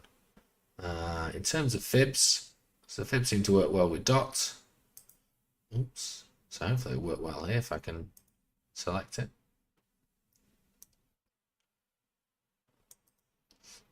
So came back down, tested the 50, then tested the 236, and we're kind of at the 382 level. In no man's land in between that at the moment. So not necessarily too much to go from on that. Is there anything we can draw here? Maybe, but we'll leave that one there. Potentially it is climbing up that. It's still making higher lows and higher highs. Is still technically above the 50 EMA. So, give it some credit that we may see a bounce off that there. But, putting that fib back on to maybe identify some levels. I mean, realistically, it's got to be, which isn't that far away, but $6.62. And then after that, all I'm interested in is $8.60 and seeing how it does against that. Okay. Ryan's, but are you staking via cold storage only or any platforms? Generally, it's cold storage. So I use the Fearless wallet for my DOT. I use the Moonbeam app for Glimmer. I use the Near wallet for Near. Can't believe I struggled to think about that. Matic I haven't staked yet, but it's still there. But yeah, generally that's there. BTC is just saved on a Trezor. I do have some little crap coins that are on exchanges. So some of my AI that I have left is still on exchange. But other than that, yeah, generally everything's on cold storage, even if it's not been staked. So MetaMask or my Trezor is being used pretty well these days. I think that's probably about where we got to with the questions. So if I just bring that to a full screen, I actually am amazed that's 2 hours. That's the longest one we've done in a while, and there wasn't a research token within that. So apologies that it dragged on a little bit there. We did cover a lot. It's been quite a lot of news. Just be wary if you are looking to trade this week. There's a lot of news events, a lot of economic data that's going to come out, which, quite easily help push the bullish narrative. But even if it does, expect volatility in and around when that comes out. So the big one to be waiting for, CPI data, 1:30 tomorrow. Is probably the one that I'll at least comment what it is. I think they expect it. It's currently at 6, down to 5.2%. So anything above 5.2% is not good. 5.2 or below, and the war is being won against inflation. And then, I apologize if it comes off as me. It certainly isn't gloating, but if I perhaps am hammer home all the time about, mindset and trying to get into the market and not, but the reality is that I think some people need to hear that. And, don't be beating yourself up if you feel you have missed it. Just accept it and do something about it. And just have a plan. We always talk about having a plan. And I just think waiting for someone else to tell you what to do is not a plan. I can't be any more blunt than that, I suppose. So yes, have an idea yourself of what you're going to do. There's plenty of tools out there. There's of course, myself and the other Avengers and the other experienced traders in the Discord. More than happy to ask any questions, whether it be publicly or you just want to DM me on that. We have got a research token for next week, and I think we got one for the week after, but after that I'm kind of struggling. So if there is anything that you particularly want to me to have a detailed look at, please let me know. Otherwise, I'm going to just start working my way through the top 20, starting with Polkadot. The only other thing is the Google Sheet for the Q&As. I haven't really got any questions in about a month. I've got a feeling it's probably to do when we migrated over to the new portal. So if you do have any questions, because I prefer to get the questions in advance, I can research them, I can give you a much fuller answer. And of course, if you're not around, then I can still answer the question for you. So if you do have any questions, in the interim, just drop me or tag me into a message, probably best in Avenger chat, but anywhere in Discord, or DM me and I will pick those up and I'll let everyone know when the Google Sheets are up and running. Other than that, I hope you guys have a great rest of your week. Trading Pub on Thursday as usual, and I'll see you all next week. Enjoy yourselves and I'll catch you all a bit later.